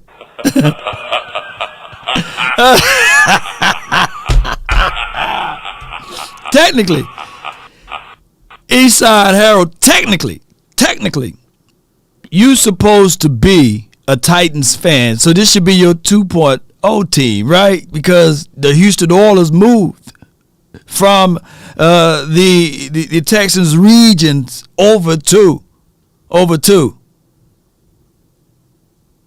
Nashville, right? So technically, or then you can flip it back on us because didn't Kansas City was once here? Maybe you can flip it back on us too. But technically you, because that had to happen during your lifetime. The Kansas City thing didn't happen during my lifetime. But the Kansas City didn't happen during my lifetime. But the Titans did, unless you're young, and they didn't happen during your lifetime. Let me know. What's up, Law Nation? From is it Albuquerque, New Mexico? I can't say, man. I can't talk today, man. You're one of the best. Let's go, 42-3. Cowboys all day. Dracarys. Appreciate you, Joshua. Shout out to you, man. Verde, appreciate you for calling in. It's my birthday and all. I want to win tonight. Yeah, in a Camaro. All right. Come on, let's put a happy birthday to you. Hey, happy birthday to you. Yay! Where's my birthday button? Here. Happy birthday, birthday! Yeah. It's a birthday. Put happy birthday. Let me see some blue hearts down in the chat, y'all. Can y'all put some blue hearts down? Nah, I'm an old soul. I saw the Oilers in Warren Moon. Okay, Eastside, yeah, that's a good old soul right there, man. Good old soul. Warren Moon was pretty dope. And yeah. Y'all put some blue hearts in. And Eastside, you can put some blue hearts in there, man, for the lady, man. For the lady, for Birdie, man. Eastside, put some blue hearts down there, man. And come on. I am awake. Come on. I am awake, man. Put some blue hearts in just for the lady. For Birdie, not for us, but for Birdie, man. Come on, man. Happy birthday to her, man.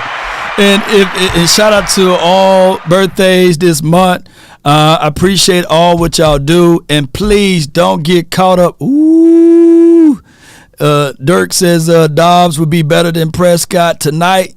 He will prove you wrong, haters. Cowboys 0 to Titans 35. Ooh, wee, that boy is spicy over there. Come on, Eastside, for the ladies, Eastside. Come on, man. Don't be the fool, Eastside. Come on, man. Put that blue hearts down there. Stelios, man, for the mods, man. I appreciate all of you guys. Real, true and true. I thank you guys for tuning in. Be sure to check out other content creators that's around the globe, especially talking Cowboys content and even the Titans content if they got multiple content creators. I really appreciate them.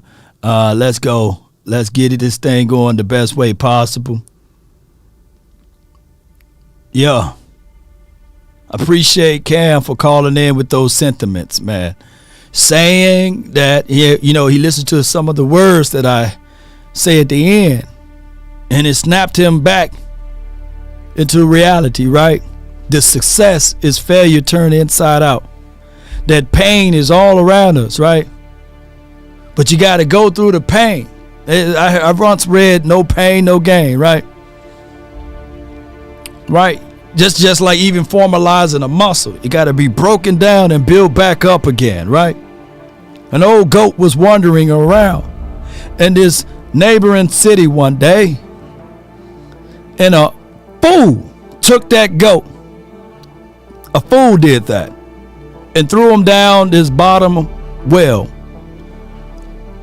The bottom well didn't have any water in it, so people in the neighboring city would use that well to throw trash and garbage in that well. And the goat was down at the bottom of the well, and more people was throwing trash and garbage down in the well. And as much more trash and garbage they threw down in the bottom of the well, the goat would just shake it off and stand on top of it. They would throw more trash on it.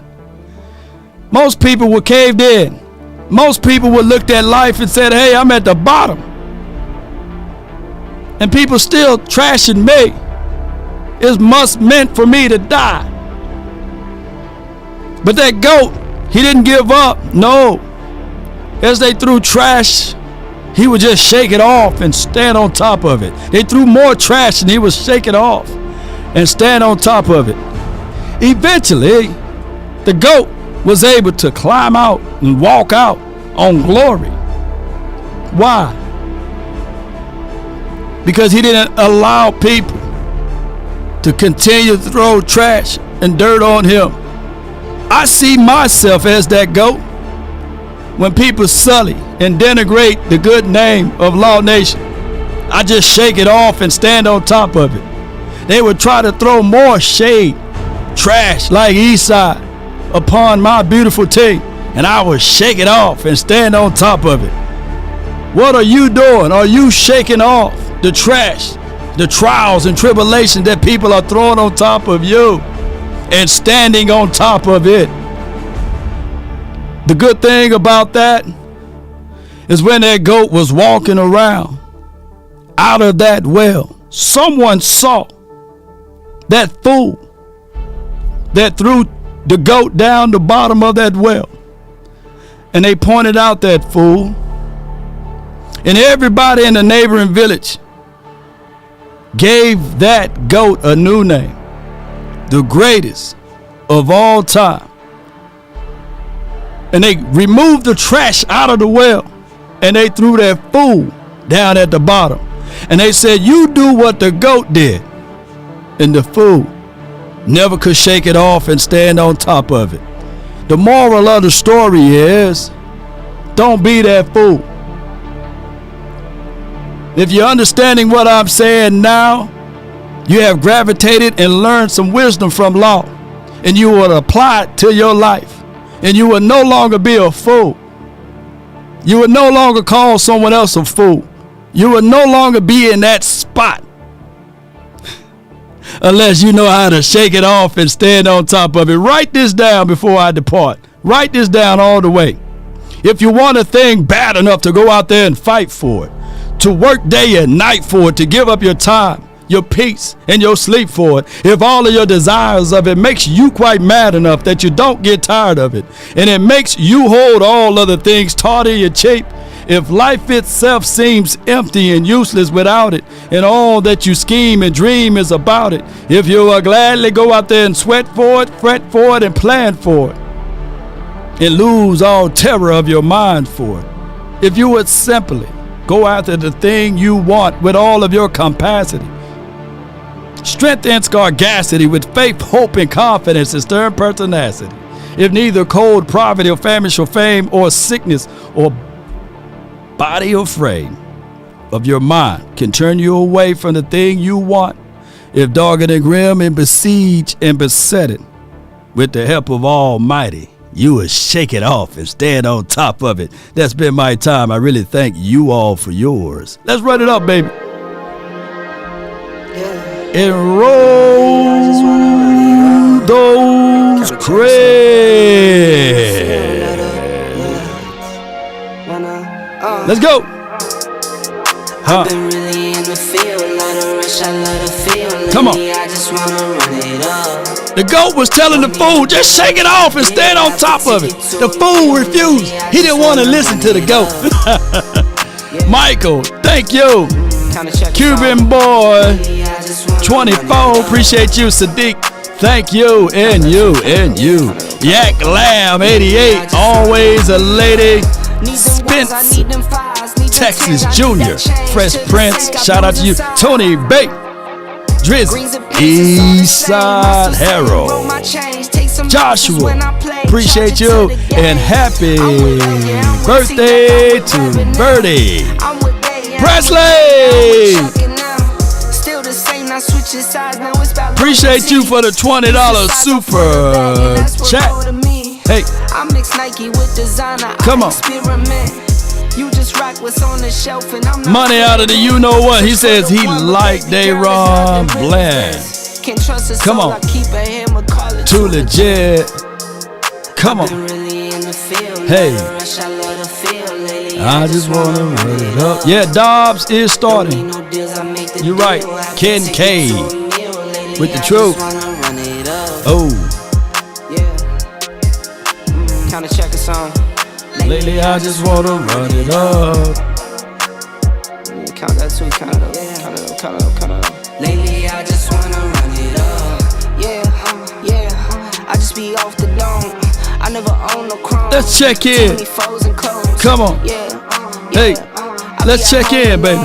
Let me see some blue hearts in the chat.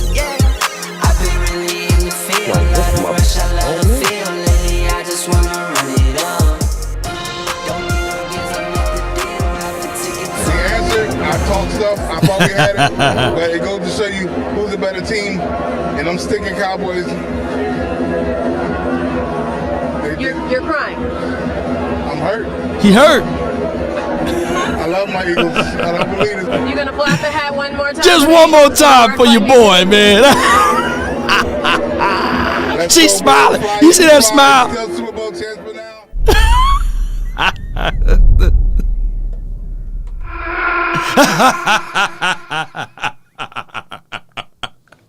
They tried to throw him down the well. He couldn't fit, y'all. That little bird was flying on top of his head. He couldn't fit down the well. I say, Lord, you ain't right, no. Hey, but that's okay, man. Somebody go get this man a gurney, a crane or something. Speaking of crane, let's listen to Paper Crane. Come on. Lord, you a fool, yeah, but you listening to this fool.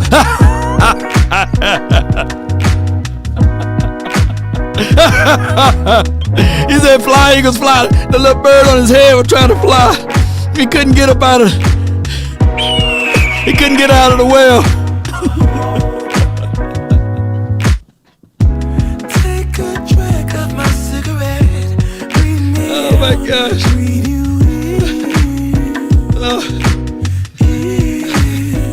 Yeah. Take a bite of my burger, babe. Save the last bite for And you.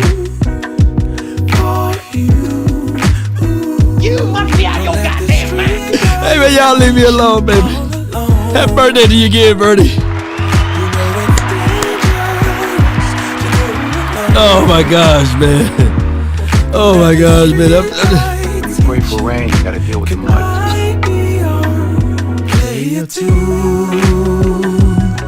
I follow. Sing it with me, y'all.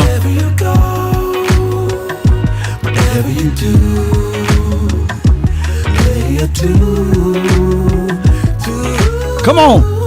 Where my altos at? Come on. Hey. 7 years of perfect love. 7 more and another one. And another one. And another one. Come on. Hey. Let me see my defense again, man. All in one. What we tell them, baby? Don't let the street lights hit you all alone. Don't let them street lights hit you. You know it's dangerous to go alone. Don't let the Shout out to Stelios.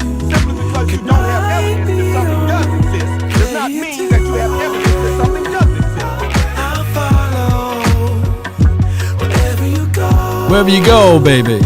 Whatever you do, play those tunes, baby. Hit that note. It's Mr. Nasty time. if a paper crane can fly, then forever doesn't feel that far. Lean forward just a little bit, Eagles. Emotional, damn it. Crane can fly, then forever doesn't feel 5, that far. 4, So 3, far, so 2. far.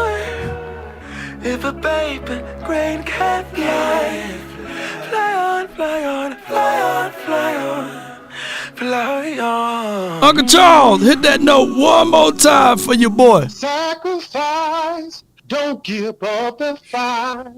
Everything will be alright on any given Sunday. Yeah, depend on you. If you win or lose, you know you got to pay some dues. To live on Monday. When things are really tough and they're really rough and nothing's working, but there's something inside of you that says, I just have to follow that. Because you don't know who you're going to meet, who you're going to meet, who you're going to meet. Hey. Y'all be sure to check out other content creators. They may be live right now at the Volume. Voch Lombardi, Skywalker, Steel, or Big Game James. Boss Cowboy Sports with the OC. Candy Locker Room. My Cowboys family, Mark Holmes, Foots the K, Okoye. Y'all check out all of my people. J Tuck, Cowboys Rome Talk, Mr. Rome. Let's go.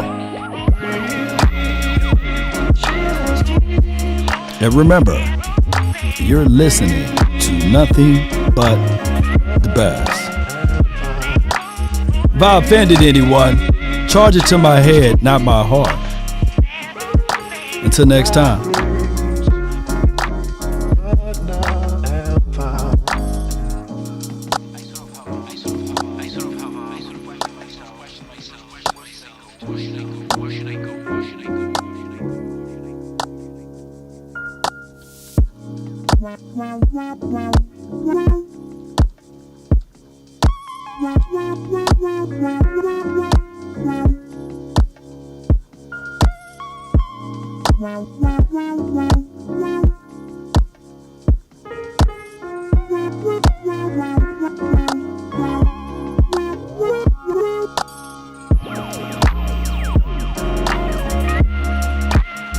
I will not stop when others stop. I will not quit when it gets hard. Beast mode is I will not complain. I will not worry. I will not fret. I will find a way when there is no way. I will make a door when there is no door. I will create a window when there is no window. I will create finance when there is no finance. I will find an opportunity when it doesn't exist. But I will not be defeated.